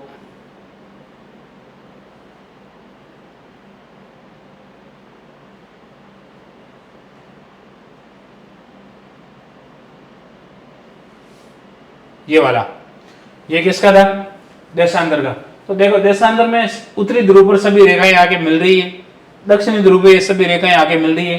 कोई भी पूरा गोला नहीं बन रहा है, यहां से लेकर यहां तक एक अर्धवृत्त बन रहा है, ठीक है ना। और इनके बीच की दूरी, दो देशांतरों के बीच की दूरी कहीं पर समान नहीं है। देखो सबसे बीच में ये 0 डिग्री वाली रेखा है ना, यहाँ पर सबसे दूरी अधिक है। जैसे जैसे ध्रुवों की तरफ जा रहे हैं, दो देशांतर रेखाओं के बीच की दूरी क्या होती जाती है? कम होती जाती है। सबसे अधिक दूरी होती है विषुवत रेखा पर दो देशांतर के बीच की। जैसे जैसे ध्रुवों की तरफ जाएंगे वैसे वैसे दो देशांतरों के बीच की दूरी है वो क्या होती जाएगी?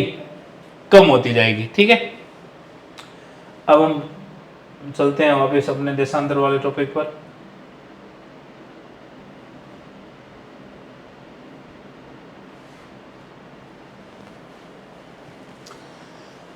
परिभाषा सबसे पहले, देशांतर प्रमुख याम्योत्तर प्राइम मेरिडियन से पूर्व या पश्चिम की ओर खींची जाती है। जो ये जो रेखा है ना, इसको बोलते हैं प्राइम मेरिडियन। क्या बोलते हैं?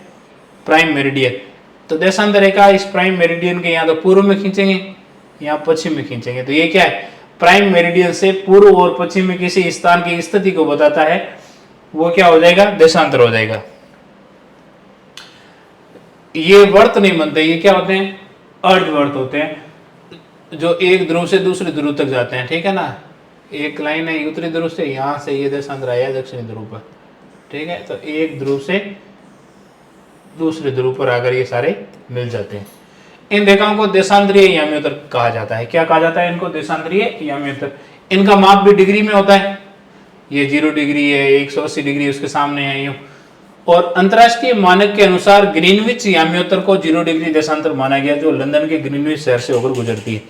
अब समस्या ये है कि अक्षांश में तो क्या कर दिया कि ये जो बीच का भाग है उसको 0 डिग्री मान लिया, लेकिन देशांतर गोल चीज के अंदर बीच का कोई भाग नहीं होता, इसमें ये भी बीच हो सकता है, ये भी बीच हो सकता है, ये भी बीच हो सकता है। तो फिर क्या किया कि लंदन में एक जगह है ग्रीनविच, वहां पर अंतरराष्ट्रीय सौर वेधशाला स्थित थी, तो उन्होंने कहा कि यहाँ से जो रेखा गुजरी है उसको 0 डिग्री मान लेते हैं और इसके आधार पर बाकी रेखाओं का निर्धारण कर लेते हैं। तो जो 0 डिग्री देशांतर का निर्धारण हुआ वो लंदन के ग्रीनविच शहर से होकर गुजरने वाली रेखा के आधार पर कर दिया, जिसको ग्रीनविच मेरिडियन भी कहते हैं। क्या बोलते हैं? ग्रीनविच मेरिडियन या प्रधान याम्योत्तर भी कहा जाता है। इस रेखा के पूर्व में या पश्चिम के अंदर 110 से लेकर 180 डिग्री तक इनका मान होता है, और जो 180 डिग्री वाली रेखा है ना वो सेम है, क्योंकि ये रेखा है, माना कि ये 0 डिग्री है, तो इधर से जाओ तो भी 180 डिग्री ये, और इधर से आओ तो भी 180 डिग्री ये, ठीक है। इसका मतलब जो 180 डिग्री वाली रेखा है वो पूर्व और पश्चिम नहीं लिखेंगे उसके बारे में, ठीक है ना। ये ग्लोब है, ये मानक याम्योत्तर है, इधर जो गोलार्ध है वो पूर्वी गोलार्ध हो जाएगा, इधर जो गोलार्ध है उसको पश्चिमी गोलार्ध बोलेंगे। ये 0 डिग्री है, इसके ऑपोजिट में जो अपन को रेखा दिख नहीं रही है उधर भी एक रेखा होगी, ठीक है ना। वो रेखा कितनी है? 180 डिग्री। कितनी है? 180 डिग्री वाली रेखा है। 180 डिग्री वाली रेखा, आप इधर से जाओ तो भी 180 डिग्री वाली रेखा पे जाओगे, इधर से जाओगे तो भी 180 डिग्री वाली रेखा पे जाओगे, और वो रेखा एक ही है। इसलिए कुल देशांतर पूछ ले आपको, कुल देशांतर कितने होते हैं? तो देखो एक देशांतर यहाँ से शुरू हुआ, 1 2 यूं, तो पूर्व की तरफ काउंट करो तो 180, पश्चिम की तरफ काउंट करो तो 179, क्योंकि 180 को इसमें काउंट कर लिया, इधर से जाओगे तो भी वो रेखा एक ही है, और एक 0 डिग्री खुद, तो कुल हो जाएंगे 360 देशांतर होते हैं। देशांतर वृत्त होते ही नहीं है, क्योंकि देशांतर अर्धवर्त का निर्माण होता है, इसलिए कुल देशांतर कितने हुए? 360 देशांतर हुए, जिसमें 180 पूर्वी देशांतर और 180 पश्चिमी देशांतर। तो पश्चिम और पूर्वी देशांतर साथ में लिखा जाता है। 180 डिग्री जो पूर्वी देशांतर और पश्चिमी देशांतर रेखा वो एक ही देशांतर रेखा है, इसलिए इसको केवल 180 डिग्री लिखेंगे, पूर्वी देशांतर और पश्चिमी देशांतर शब्द का प्रयोग नहीं करेंगे। अब जिस प्रकार अक्षांशों का उपयोग जलवायु कटिबंधों के निर्धारण में होता है, अक्षांशों का प्रयोग किसमें हुआ? कि अक्षांशों ने जलवायु कटिबंधों का निर्धारण किया, वैसे देशांतरों का जो उपयोग होता है वो होता है समय के निर्धारण में। किसके निर्धारण में? समय, हमारे जो टाइम होता है उस टाइम के निर्धारण में देशांतर का उपयोग किया जाता है, क्योंकि पृथ्वी अपनी ध्रुव पर घूमती है, तो घूम रही है, इसका मतलब सूर्योदय और सूर्यास्त, और सूर्योदय होना, सूर्यास्त होना, रात पड़ना, फिर दिन होना, ये पृथ्वी के घूर्णन के कारण ही होता है अपने अक्ष पर। इसलिए ये जो देशांतर रेखाओं का उपयोग करके हम समय का निर्धारण करते हैं। कैसे करेंगे वो भी मैं समझा दूंगा आपको। ये जो ग्रीनविच याम्योत्तर है ये, और ये है 0 डिग्री जिसको भूमध्य रेखा बोलते हैं, तो ये तो 0 डिग्री अक्षांश है, और ये 0 डिग्री देशांतर रेखा है जिसको ग्रीनविच याम्योत्तर कहते हैं, जो ग्रीनविच शहर से होकर जाती है। ये जो ग्रीनविच याम्योत्तर है ये ग्लोब को 2 भागों में बांटता है, एक पूर्वी गोलार्ध और दूसरा पश्चिमी गोलार्ध। ये पूर्वी गोलार्ध हो गया और ये पश्चिमी गोलार्ध हो गया। और जो 0 डिग्री विषुवत रेखा है, भूमध्य रेखा है, वो ग्लोब को 2 भागों में बांटती है, उत्तरी गोलार्ध और दक्षिणी गोलार्ध। इसकी मैंने पहले आपको बात कर दी है। अब जो अक्षांश रेखाएं हैं और जो देशांतर रेखाएं हैं उनके द्वारा ये जो जाल बनता है इसको ग्रिड बोलते हैं। क्या बोलते हैं? ग्रिड, ठीक है। तो अक्षांश और देशांतर मिलकर किसी स्थान के 2 निर्देशांक बनाते हैं जो पृथ्वी पर किसी भी स्थान का सटीक पता लगाने में मदद करते हैं, जिसको बोलते हैं ग्रिड, ठीक है।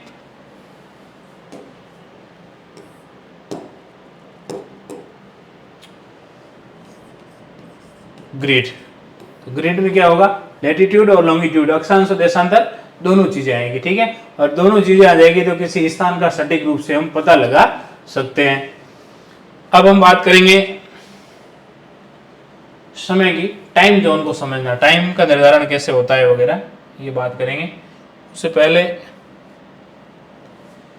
ग्लोब पर अक्षांश और देशांतर मिलकर एक जाल बनाती है जिसको ग्रिड कहते हैं, ये बात होगी। ग्रीनविच याम्योत्तर को अंतरराष्ट्रीय मानक बनाने से पहले भारत की अपनी एक प्रमुख याम्योत्तर थी जिसको मध्य रेखा कहते हैं, जो उज्जैन से होकर गुजरती थी। मैंने अभी बात की आपसे, जो खगोल विद्या का एक प्रमुख शहर था इसलिए, और यहाँ पर एक खगोलविद हुए जिनका नाम है ब्राह्मीर, जो लगभग 1500 वर्ष पूर्व प्रसिद्ध रहे और उन्होंने यहाँ पर कार्य किया। भारतीय खगोलीय ग्रंथों में गणना के लिए एक संदर्भ बिंदु थी कौन? उज्जैन नगरी। और भारतीय खगोलविद शून्य और अक्षांश देशांतर से परिचित भी थे। तो उज्जैन हमारे खगोलिकी के संबंध में एक बहुत बड़ा प्राचीन शहर है। यहाँ पर एक विद्वान हुए जिसका नाम है वराहमिहिर। कौन विद्वान हुए? वराहमिहिर, जो आर्यभट्ट के समकालीन थे और जिनका जन्म हुआ 490 ईस्वी में। कब हुआ? 490 में। ये भी गणित और ज्योतिष के प्रकांड विद्वान थे। ये वराहमिहिर जी, फोटो देख लो आप, ठीक है। वराहमिहिर जो विक्रमादित्य के 9 रत्न हैं, आपने सुना होगा, मध्य प्रदेश में जो एक शासक हुए विक्रमादित्य, विक्रमादित्य के 9 रत्नों के अंदर वराहमिहिर शामिल थे। और वराहमिहिर ने जो ग्रंथ लिखे उनमें 4 प्रमुख ग्रंथ है, जिसमें एक है पंच सिद्धांतिका। कौन सा है? पंच सिद्धांतिका। पंच सिद्धांतिका। इसके अलावा बृहद संहिता, बृहद संहिता, बृहद जातक और लघु जातक, बृहद जातक और लघु जातक, ये 4 ग्रंथ किसके हैं? वराहमिहिर में। और ये वो पहले भारतीय विद्वान थे जिन्होंने भूगोल शब्द प्रयोग किया। वैसे देखो, जब हम यूनानी विद्वान की बात करें तो कौन है? इरेटोस्थनीज ने भूगोल शब्द दिया। जब भारतीय विद्वान की बात हो तो भूगोल शब्द सबसे पहले किसने दिया? वराहमिहिर ने। वराहमिहिर के जो अध्ययन का प्रमुख केंद्र था वो कौन था? उज्जैन। ठीक है, अब हम टाइम जोन की बात करेंगे। पृथ्वी अपने अक्ष पर घूमती है, वो 24 घंटे में एक चक्कर पूरा लगाती है। और घूमने की जो दिशा है वो कौन सी है? ये बहुत बार एग्जाम में आता है कि पृथ्वी का घूर्णन किस दिशा से किस दिशा की ओर होता है। तो ध्यान रखना, वेस्ट टू ईस्ट होता है। पश्चिम से लेकर किधर होता है? पूर्व की तरफ। इसलिए पूर्व में जो स्थान होगा वहां पर सूर्योदय पहले होगा, क्योंकि पश्चिम से पूर्व की तरफ घूम रही है। तो पूर्व वाला जो भाग होगा वो सूर्य के पहले सबसे पहले आएगा, पश्चिम वाला भाग है वो सबसे बाद में आएगा। इसलिए भारत में सबसे पूर्व में अरुणाचल प्रदेश वाला जो भाग है वहां सबसे पहले सूर्योदय होता है, और सबसे पश्चिम में गुजरात वाला जो भाग है वहां पर सूर्योदय सबसे बाद में होता है। तो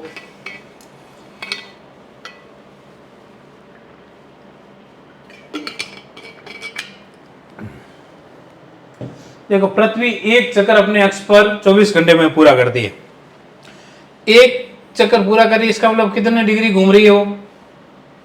360 डिग्री। अब 360 डिग्री को पार करने में उसे समय लग रहा है कितना? 24 घंटे। कितना समय लग रहा है? 24 घंटे। तो 360 डिग्री को पार करने में लग रहा है 24 घंटे को मैं मिनट में बदल दूं तो 60 से गुणा कर दूं, कितने मिनट हो गए? 1440। तो 360 डिग्री को पार करने में मिनट लगे 1440 मिनट। तो 1 डिग्री देशांतर को पार करने में कितना समय लगेगा? 1440 में 360 का भाग दे दूं, 0 से 0, 36 2 72, 72 2 144, 4 बार। तो 1 डिग्री देशांतर को पार करने में कितने मिनट का समय लगता है? 4 मिनट का। तो देखो यहां पर कितना डिग्री दे रखा है? 15 डिग्री। तो 1 डिग्री को पार करने में समय लगता है 4 मिनट। तो 15 डिग्री को पार करने में कितना लगेगा? 60 मिनट। और 60 मिनट में क्या होता है? 1 घंटे। तो 1 घंटा 60 मिनट का होता है। तो देखो ये 12 बजे हैं, या 1 बजा है, या 2 बजा है, या 3 बजा है। इसका मतलब है कि 1-1 घंटे का अंतर। इसका मतलब 60-60 मिनट का अंतर। 60-60 मिनट का अंतर, इसका मतलब कितने डिग्री का अंतर? 15-15 डिग्री का अंतर। इसलिए देखो ये 0 डिग्री दिया, ये 15 डिग्री दिया, ये 30 डिग्री दिया, ये 45 डिग्री, इधर भी 15, 30 और 45। तो इन्होंने 15-15 डिग्री का अंतर दिया है, क्योंकि 1 देशांतर को पार करने में, 1 डिग्री देशांतर को पार करने में 4 मिनट, 15 डिग्री देशांतर को पार करने में 60 मिनट। 60 मिनट का मतलब 1 घंटा। इसका मतलब है कि 0 डिग्री पर यदि 12 बजे हो तो इस 15 डिग्री पूर्व की तरफ कितने बजेंगे? 1। 30 डिग्री पर 2 बजेंगे, 45 डिग्री पर 3 बजेंगे। उधर जाएंगे तो उधर तो क्योंकि सूर्य पश्चिम से पूर्व की तरफ घूम रहा है तो पूर्व में टाइम पहले होगा, पश्चिम में बाद में होगा। इसलिए यहाँ 3 बजेंगे तो जैसे जैसे पूर्व पश्चिम की तरफ जाओगे आप, वहां टाइम कम होता जाएगा। तो यहाँ 2 बजेगा, फिर 1 बजेगा, 12 बजेगा, यहाँ पर अभी 11 बजे हैं, यहाँ 10 बजे हैं, यहाँ 9 बजे हैं। तो जैसे जैसे 0 डिग्री के पश्चिम में जा रहे हो आप तो टाइम कम होगा, और 0 डिग्री के पूर्व में जा रहे हो तो टाइम क्या हो जाएगा, अधिक हो जाएगा। और कैसे अधिक होगा, हर 1 डिग्री को पार करने में 4 मिनट का गैप रखना है। यदि इधर जा रहे हो तो 4 मिनट घटा दो, इधर जा रहे हो तो 4 मिनट बढ़ा दो। तो एक पूरा चक्कर 360 डिग्री में होता है, तो प्रति घंटा 15 डिग्री का चक्कर लगा देगी, आपको ध्यान है। अब एक होता है स्थानीय समय, एक होता है मानक समय। लोकल समय होता है ना, वो तो क्या होता है कि सूर्य की स्थिति को देख के, जैसे भारत में एक ही स्टैंडर्ड टाइम है जो 82.5 डिग्री जो रेखा है गुजरती है, उसके आधार पर तय होता है, ठीक है ना। जैसे अरुणाचल प्रदेश में 2 घंटा पहले सूर्योदय हुआ, तो गुजरात में तो 2 घंटे बाद में सूर्योदय होगा। तो सूर्योदय का जो लोकल टाइम है वो गुजरात और अरुणाचल प्रदेश में अलग अलग होगा, लेकिन घड़ी का जो स्टैंडर्ड टाइम है वो दोनों जगह सेम होगा, ठीक है ना। यदि अरुणाचल प्रदेश में 2 घंटे पहले सूर्योदय हुआ है और गुजरात में 2 घंटे बाद में सूर्योदय होगा, लेकिन फिर भी टाइम में वहां की घड़ी में टाइम एक साथ ही चलेगा, क्योंकि भारत में क्या किया है कि एक ही टाइम जोन का निर्धारण किया है, एक ही स्टैंडर्ड टाइम लिया है। ये एक मैप दे रखा है जिसमें ये इंग्लैंड से होकर 0 डिग्री गुजर रही है, फिर इधर जाएंगे 1 घंटा बढ़ रहा है, 2 घंटे, 3 घंटे, 4 घंटे, 5 घंटे। भारत में 5.5 घंटे का अंतर है, देखो ये रेखा यहाँ से होकर गुजर रही है, ठीक है ना। तो जैसे जैसे पूर्व में जा रहे हैं वैसे वैसे हर 15 डिग्री पर 1 घंटे का अंतर है। इधर भी हर 15 डिग्री पर 1 घंटे का अंतर है। इधर घंटा जोड़ना है, उधर घंटे घटाने हैं, ठीक है। कुछ बड़े देश होते हैं जिनका देशांतरी विस्तार ज्यादा होता है, तो वहां पर स्टैंडर्ड टाइम है वो 1 से ज्यादा डिसाइड किया जाता है। जो लोकल टाइम है, प्रत्येक 15 डिग्री देशांतर पर समय में 1 घंटे का अंतर होता है। ग्रीनविच से पूर्व की ओर जाओगे तो प्रत्येक 15 डिग्री देशांतर पर स्थानीय समय में 1 घंटा जोड़ा जाएगा, और यदि आप पश्चिम की तरफ जा रहे हो तो 1 घंटा क्या हो जाएगा, घटाया जाएगा, ठीक है। जैसे गुजरात और असम का उदाहरण ले अपन, तो गुजरात में जो पोरबंदर नामक जगह है और असम में जो तिनसुकिया नामक जगह है, उनके देशांतर में कितने डिग्री का अंतर है, 30 डिग्री का। देखो 30 डिग्री को पार करने में कितना मिनट का समय लगेगा, तो 30 × 4 120 मिनट का। 120 मिनट में कितने घंटे होते हैं, 2 घंटे। तो तिनसुकिया और पोरबंदर के बीच में 2 घंटे का लोकल टाइम है, अंतर है। इन 2 शहरों के स्थानीय समय में 2 घंटे का अंतर हो गया। यही कारण है कि जब असम में सूर्यास्त हो जाता है तो गुजरात में अभी भी दिन का प्रकाश होता है, क्योंकि वहां तो 2 घंटे बाद में सूर्यास्त होगा। लोकल टाइम अलग अलग है, लेकिन दोनों की घड़ी का टाइम जो स्टैंडर्ड टाइम है, इंडियन स्टैंडर्ड टाइम, भारतीय मानक समय, वो समान रहता है। और भारतीय मानक समय का निर्धारण हमने किया कितने डिग्री रेखा पर, 82.5 डिग्री पूर्वी देशांतर से जो रेखा गुजर रही है, उस रेखा को हमने भारत की प्रमुख याम्योत्तर रेखा माना। किसी बड़े देश में बहुत सारे लोकल टाइम होने के इससे भ्रम की स्थिति पैदा हो सकती है। इस समस्या से बचने के लिए अधिकांश देशों ने अपने देश के मध्य से गुजरने वाली एक जो याम्योत्तर या जो देशांतर रेखा है उसको मानक समय अपना लिया। हमारा जो भारत का इंडियन स्टैंडर्ड टाइम है वो 82.5 डिग्री से होकर गुजरता है। 82.5 डिग्री जो 0 डिग्री है कहाँ का, लंदन का, भारत का है 82.5 डिग्री। कोई पूछ ले कि भारत में और लंदन के जो स्थानीय टाइम में अंतर कितने का है, तो देखो ये है लंदन 0 डिग्री, और ये रेखा है जो जहाँ से भारत का समय निर्धारण होता है वो है 82.5 डिग्री पूर्वी देशांतर, ठीक है। आपसे ये सवाल पूछ ले कि भारत में और लंदन में समय का, देखो आगे कौन है, भारत का समय आगे होगा क्योंकि पूर्व में की तरफ जा रहे हैं, तो पूर्व में तो सूर्योदय पहले हुआ है, इसका मतलब ये भाग तो क्या होगा, आगे होगा, और इधर होगा कम। तो ध्यान रखना इस समय भारत इंग्लैंड से पूर्व की ओर है, इसलिए भारत का समय इंग्लैंड से आगे होगा, एक बात तो ये ध्यान रखना। अब आगे कितना होगा, 1 डिग्री में 4 मिनट का अंतर आता है, तो 82 डिग्री में कितना आएगा, 82 × 4 करो, 328 मिनट का। कितने का, 328 का। अब 82 नहीं है, यहाँ क्या दे रखा है, 82.5। इसका मतलब ये जो 30 मिनट भी है ना, 30 मिनट है, इसका मतलब है 82.5 डिग्री।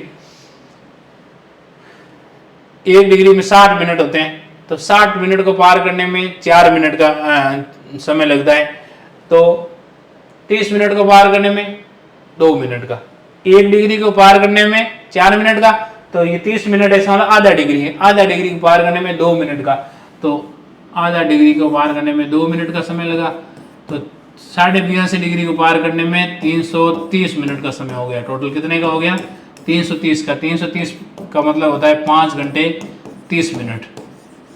कितने घंटे? 5 घंटे से 300 मिनट में 5 घंटे हो गए और ऊपर 30 मिनट और हो गए, तो 5.5 घंटे। भारत का समय इंग्लैंड से कितना आगे है? 5.5 घंटे आगे। ठीक है, 5.5 घंटे कहाँ से आए ये मैंने अभी आपको समझा दिया।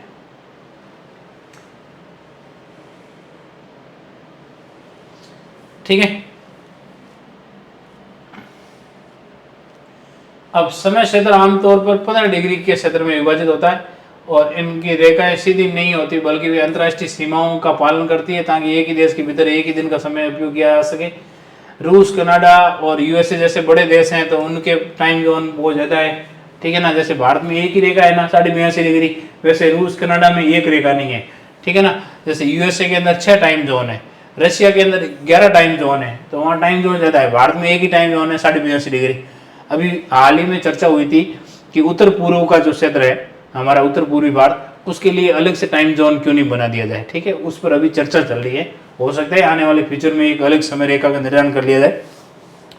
क्योंकि दिक्कत यह है कि 10 बजे ऑफिस का टाइम है, माना कि कोई केंद्र सरकार का ऑफिस है उसका समय 10 बजे है, वो ऑफिस एक तो पोरबंदर गुजरात के अंदर उसका ऑफिस है और एक अरुणाचल प्रदेश में कहीं पर एक ऑफिस है। ठीक है ना, तो अब अरुणाचल प्रदेश वाला 2 घंटे पहले जग गया है गुजरात वाले की तुलना में, क्योंकि सूर्योदय 2 घंटे पहले वहां हो गया। अब वो 10 बजे का इंतजार कर रहा है जबकि वहां पर 4 बजे सूर्योदय हो गया, तो उसको 6 घंटे इंतजार करने के बाद में जाना है कहाँ? ऑफिस। जबकि 8 बजे जाके सूर्योदय कहाँ हुआ है? पोरबंदर में, गुजरात वाले भाग में। वो वाला बंदा उठने के जस्ट 2 घंटे बाद में उसको जाना है कहाँ पर? ऑफिस, क्योंकि 10 बजे ऑफिस खुलेगा।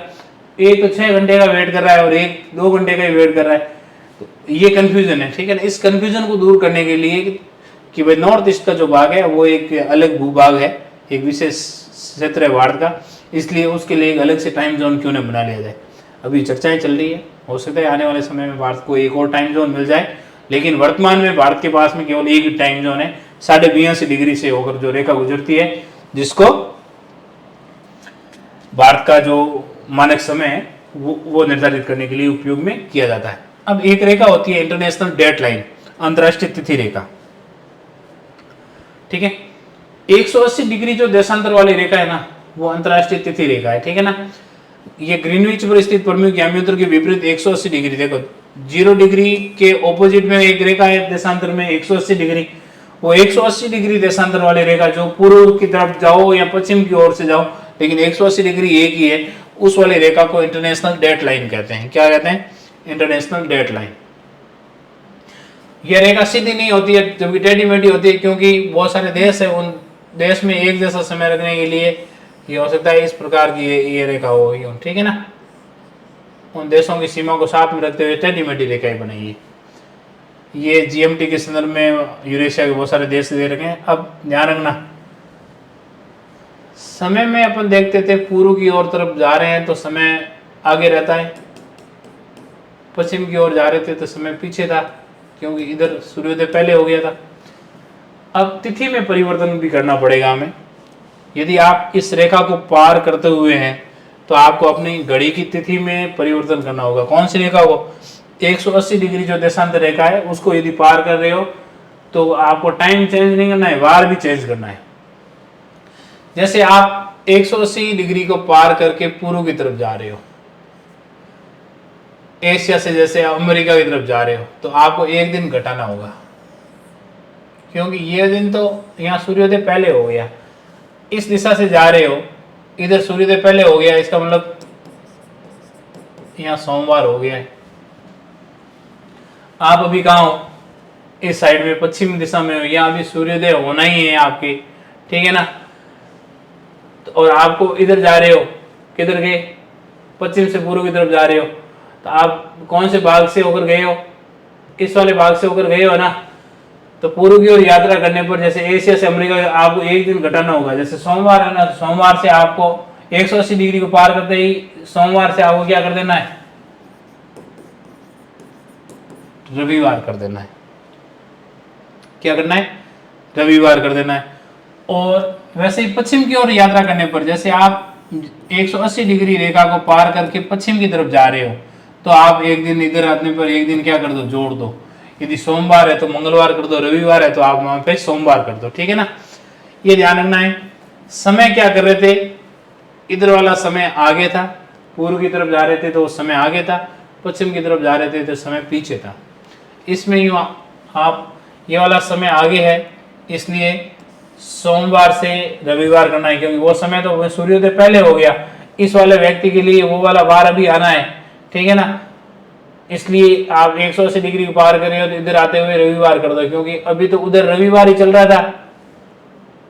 इधर से उधर जा रहे हो, आप पश्चिम की ओर जा रहे हो तो आपको एक दिन जोड़ना होगा।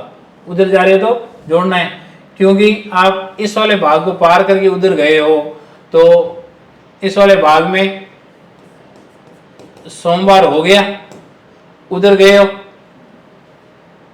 तो क्या करना है आपको, रविवार से बढ़ाकर क्या कर देना है, सोमवार, क्योंकि इधर सोमवार पहले हो गया था। इधर जैसा है वैसा वैसा उधर करना है, इधर जैसा है वैसा वैसा इधर करना है, ठीक है। तो इधर सोमवार था तो सोमवार से क्या कर दिया, रविवार, क्योंकि सोमवार यहाँ है और यहाँ रविवार है, क्योंकि सूर्योदय बाद में हुआ यहाँ पर। तो देखो यहाँ वार क्या है, रविवार, इधर क्या है, सोमवार। आप उधर से पार करके इधर आए हो तो इस सोमवार का क्या कर दो, रविवार कर दो, ठीक है। अब देखो सूर्योदय पहले हुआ यहाँ, तो यहाँ सोमवार है और इधर क्या है, शनिवार है, सोमवार है और इधर है रविवार माना कि, ठीक है। अब आप इधर से उधर जा रहे हो तो इधर वाला सेम उधर कर दो। इसका मतलब क्या है कि आप रविवार से क्या कर दो, सोमवार। इधर रविवार है ना, उसको सोमवार कर दो, क्योंकि आप सोमवार वाले क्षेत्र से आए हो। एक ही बात ध्यान रखनी है आपको,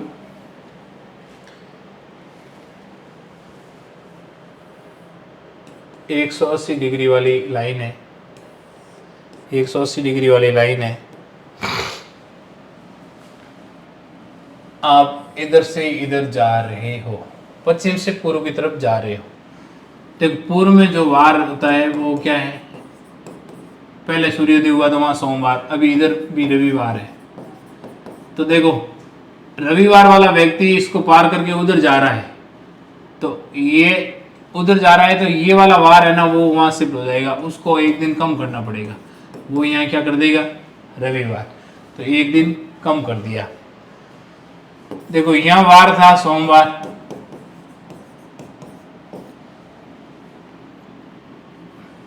पार करके इधर गए, यहाँ क्या था, रविवार। ये वाला इधर आया तो ये एक दिन बढ़ा देगा, क्या कर देगा, इसको सोमवार कर देगा, ठीक है, क्योंकि वहां सोमवार तो उधर उस साइड में हो चुका था। तो ये ध्यान रखना कि पश्चिम से पूर्व की तरफ जा रहे हैं, माइनस कर दो, पूर्व से पश्चिम की तरफ जा रहे हो तो एक प्लस कर दो, ठीक है। यहां लिखा ही है कि आप पूर्व की ओर जा रहे हो, पश्चिम से पूर्व की तरफ जा रहे हो, उस साइड में जा रहे हो, वो भाग अभी होना ही है, इसलिए वार वहां पे क्या हो जाएगा, एक दिन घट जाएगा। और यहाँ इधर से इधर आ रहे हो, इसका एक दिन आप पहले वाले भाग से आ रहे हो इस साइड में, तो एक दिन आप जोड़ दो, क्योंकि वो वाला दिन तो उस साइड में हो चुका है, ठीक है। तो एक दिन इधर से इधर आ रहे हो तो एक दिन जोड़ना है, इधर से उधर जा रहे हो तो एक दिन घटाना है। पूर्व की तरफ जा रहे हो माइनस, पश्चिम की तरफ जा रहे हो प्लस, पॉजिटिव, ठीक है, क्योंकि पृथ्वी पश्चिम से पूर्व की तरफ घूम रही है, पश्चिम से पूर्व की तरफ घूम रही है, तो पूर्व की तरफ है तो नेगेटिव, पश्चिम की तरफ है तो पॉजिटिव, क्योंकि पश्चिम से पूर्व की तरफ, पश्चिम से जिससे है तो वो पॉजिटिव होगा, जिसकी तरफ है वो नेगेटिव होगा। यूं याद रखना, पूर्व की तरफ जा रहे हो घटा दो, पश्चिम की तरफ जा रहे हो जोड़ दो। एक बात ये ध्यान रखना, मानचित्र किसी भी क्षेत्र को दर्शाने का एक उपयोगी साधन है, जिसके मुख्य घटक दूरी, दिशा और प्रतीक चिन्ह है। ये हमने पढ़ लिया, अभी सारांश में देख रहे हैं। अक्षांश देशांतर रेखा से किसी स्थान की स्थिति का सटीक स्थान पता लगाया जा सकता है। अक्षांशों से जलवायु कटिबंधों का निर्धारण होता है, जबकि देशांतरों से समय के क्षेत्रों का निर्धारण होता है। अंतरराष्ट्रीय तिथि रेखा 180 डिग्री देशांतर पर स्थित है और इसको पार करने पर तिथि में एक दिन का परिवर्तन हो जाएगा। यदि आप पूर्व की तरफ जा रहे हो तो एक दिन को क्या कर दो, घटा दो, और यदि आप पश्चिम की तरफ जा रहे हो तो एक दिन जोड़ दो। ईस्ट गेन कर दो, वेस्ट लॉस कर दो, ठीक है। ईजी याद रखना, ईजी ईस्ट की तरफ गेन, डब्ल्यू एल डब्ल्यू की तरफ जा रहे हो लॉस कर दो, ठीक है। तो ये था हमारा चैप्टर नंबर फर्स्ट, जिसमें हमने अभी स्टडी की कि किसी भी स्थान की स्थिति का निर्धारण कैसे होता है और अंतरराष्ट्रीय तिथि रेखा क्या होती है, निर्देशांक क्या होते हैं। अब लास्ट में समरी के रूप में हम एक बार इस चैप्टर से संबंधित कुछ क्वेश्चन है उनको देख लेते हैं। पहला सवाल है कि नर्मदा से गंगा के मुहाने तक की वास्तविक दूरी कितनी है। अब यदि आपको पैमाना दिया है 2.5 सेंटीमीटर बराबर 500 किलोमीटर, तो 1 सेंटीमीटर किसके बराबर हो जाएगा, 2.5 500 के बराबर है, तो 1 किसके बराबर होगा, 200 किलोमीटर के बराबर। तो मानचित्र पर यदि 1 सेंटीमीटर है तो वास्तव में वो कितने किलोमीटर के बराबर है, धरातल पर 200 किलोमीटर। माना कि मानचित्र पर नर्मदा और गंगा के बीच की दूरी कितनी है, 4 सेंटीमीटर। तो 1 सेंटीमीटर 200 के बराबर, तो 4 सेंटीमीटर 4 से गुणा कर दो, 800 किलोमीटर के बराबर हो जाएगा। किसके बराबर हो जाएगा, 800। ये सब काल्पनिक है, ये तो ऐसा इक्वेशन बनाया है कि नर्मदा और गंगा के बीच की दूरी, यदि नर्मदा और गंगा के बीच की दूरी मानचित्र पर 4 सेंटीमीटर है तो धरातल पे 800 होगी, क्योंकि 1 सेंटीमीटर किसके बराबर है, 200। क्योंकि पैमाना 2.5 सेंटीमीटर बराबर 500 कर दिया, पैमाने को हमेशा 1 सेंटीमीटर पे ले आओ। 2.5 500 के बराबर है तो 1 किसके बराबर होगा, 500 के अंदर 2.5 का भाग दे दो 2.5 का, तो ये हो जाएगा कितना, 200 किलोमीटर के बराबर। अगला क्वेश्चन है, भारत का समय लंदन से 5.5 घंटे आगे क्यों है। आगे क्यों है, क्योंकि पश्चिम से पूर्व की तरफ घूमती है, भारत में सूर्योदय है वो पहले होता है, इसलिए आगे है। 5.5 घंटे आगे क्यों है, वो मैंने बताया था। 82.5 डिग्री को 4 से गुणा कर दो तो 330 मिनट होंगे। 330 मिनट में कितने मिनट का अंतर होगा, 3 घंटे और 30 मिनट, 3 घंटे और 30 मिनट।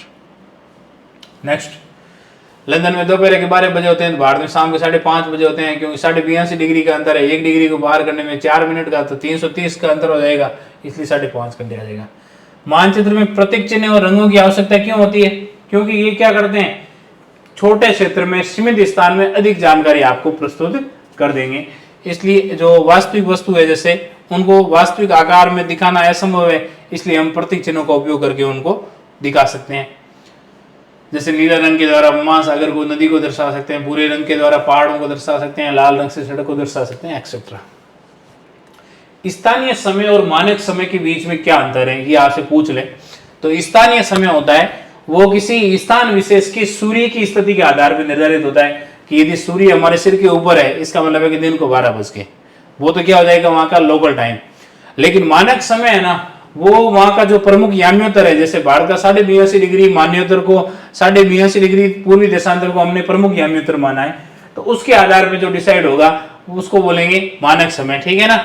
तो मानक समय पूरे देश के लिए एक ही होता है, ठीक है। भारत में भले असम का तिनसुकिया हो या गुजरात का पोरबंदर हो, मानक समय 82.5 डिग्री देशांतर से डिसाइड होगा और दोनों की घड़ी में एक जैसा ही समय होगा, उसको बोलते हैं मानक समय। लेकिन दोनों स्थानों पर स्थानीय समय होगा वो अलग अलग होगा। अगला सवाल, दिल्ली और बेंगलुरु के स्थानीय समय में कितना अंतर है, क्योंकि बेंगलुरु और दिल्ली लगभग 77 डिग्री पूर्वी देशांतर, एक ही सीध में एक ही देशांतर स्थित सभी बिंदुओं पर क्या होगा, मानक समय एक ही होगा। अक्षांशों के सभी समानांतरों की लंबाई समान होती है। अच्छा, सही है गलत बताना है आपको, ये कथन सही है या गलत है। अक्षांशों के सभी समानांतरों की लंबाई समान होती है। अक्षांश के जो समानांतर है, मैंने कहा था कि 0 डिग्री वाला अक्षांश सबसे बड़ा है, जैसे जैसे ऊपर जाएंगे वैसे वैसे जो अक्षांश बढ़ते हैं वो क्या होते जाएंगे, छोटे होते जाएंगे। ध्रुव पर तो बिल्कुल एक बिंदु तक होकर सीमित हो जाएंगे, इसलिए भूमध्य रेखा सबसे लंबी अक्षांश है। जैसे जैसे ध्रुवों की तरफ जा रहे हैं अक्षांश रेखाओं की लंबाई कम होती जाती है, इसलिए ये कथन क्या हो जाएगा, गलत। अगला, देशांतर के एक याम्योत्तर की लंबाई भूमध्य रेखा की आधी होती है। देशांतर के एक याम्योत्तर की लंबाई भूमध्य रेखा की आधी होती है, बिल्कुल सही है, क्योंकि देशांतर क्या है, अर्धवृत्त बनाते हैं, जबकि भूमध्य रेखा क्या है, एक पूर्ण वृत्त है। तो पूर्ण वर्त है, इसका मतलब है कि अर्धवर्त की तुलना में दुगुनी है, इसलिए देशांतर का जो एक याम्योत्तर है वो भूमध्य रेखा का क्या होगा, आधा होगा। इजी सी बात है। दक्षिणी ध्रुव का अक्षांश 90 डिग्री दक्षिण है, बिल्कुल सही बात है। दक्षिणी ध्रुव 90 डिग्री दक्षिण पर है, जबकि उत्तरी ध्रुव 90 डिग्री उत्तरी अक्षांश पर है। असम में स्थानीय समय और IST एक ही है, नहीं, ध्यान रखना। असम में जो लोकल टाइम है वो तो 82.5 डिग्री से तय होगा, और लोकल टाइम जो IST है वो 82.5 डिग्री से तय होगा, और स्थानीय समय वो सूर्य की स्थिति के आधार पर तय होगा, इसलिए दोनों एक नहीं है। 82.5 डिग्री से असम का लगभग समय है वो 1 घंटा आगे है, क्योंकि गुजरात से 2 घंटे आगे है ना, तो टोटल बीच वाली लाइन से 1 घंटा आगे है। और ये भारत के मानक याम्योत्तर से पूर्व में स्थित है। IST पूरे भारत के लिए एक ही होती है। समय क्षेत्र को पृथक करने वाली रेखाएं देशांतर के याम्योत्तर के समान होती है। समय क्षेत्र को पृथक करने वाली रेखाएं है ना, ये देशांतर के याम्योत्तर के समान होती है। ये रेखाएं देशांतर याम्योत्तर के करीब होती है, लेकिन अंतर्राष्ट्रीय सीमाओं को ध्यान में रखते हुए ये अक्सर टेढ़ी मेढ़ी होती है। जो अंतर्राष्ट्रीय तिथि रेखा है ना, मैंने वो पहले एक बार डायग्राम बनाया था, मैंने बताया था कि वो इस प्रकार से होती है, मतलब देशांतर रेखाओं के बिल्कुल समानांतर या सीधी नहीं होती, क्योंकि बहुत सारे देश, जैसे एक ऐसा देश आ गया यहाँ पर जिसकी सीमा इस प्रकार से, तो उस देश को काटेगा नहीं ये अंतर्राष्ट्रीय तिथि रेखा, उस देश के जो भौगोलिक सीमा वाला क्षेत्र वहां पर मोड़ दे देगा, ठीक है। इसलिए ये देशांतर याम्योत्तर के करीब तो होती है, लेकिन इनको ध्यान में रखते हुए अक्सर टेढ़ी मेढ़ी होती है, ताकि किसी देश को 2 अलग अलग समय क्षेत्रों में नहीं बांटा जा सके। किसी देश में एक ही समय क्षेत्र में रखने के लिए क्या करते हैं, अंतर्राष्ट्रीय तिथि रेखा का थोड़ा सा मोड़ देते हैं। इसलिए 180 डिग्री वाली रेखा को आप मैप में जाके देखना, वो बिल्कुल सीधी नहीं है, कहीं का बीच बीच में मुड़ी हुई है। उसका कारण यही है कि जो भी पास में उसके बगल में देश आया है, और वो यदि उस देश के अंदर से होके जा रही है, तो फिर क्या है कि अंतर्राष्ट्रीय तिथि रेखा को पार करने पर वार चेंज हो जाएगा। इसलिए वो उस गड़बड़ से बचने के लिए उन्होंने क्या कर दिया है कि अंतर्राष्ट्रीय तिथि रेखा वाली लाइन है, इसको ही मोड़ दिया है। भूमध्य रेखा एक अक्षांश वृत्त भी है, बिल्कुल सही बात है।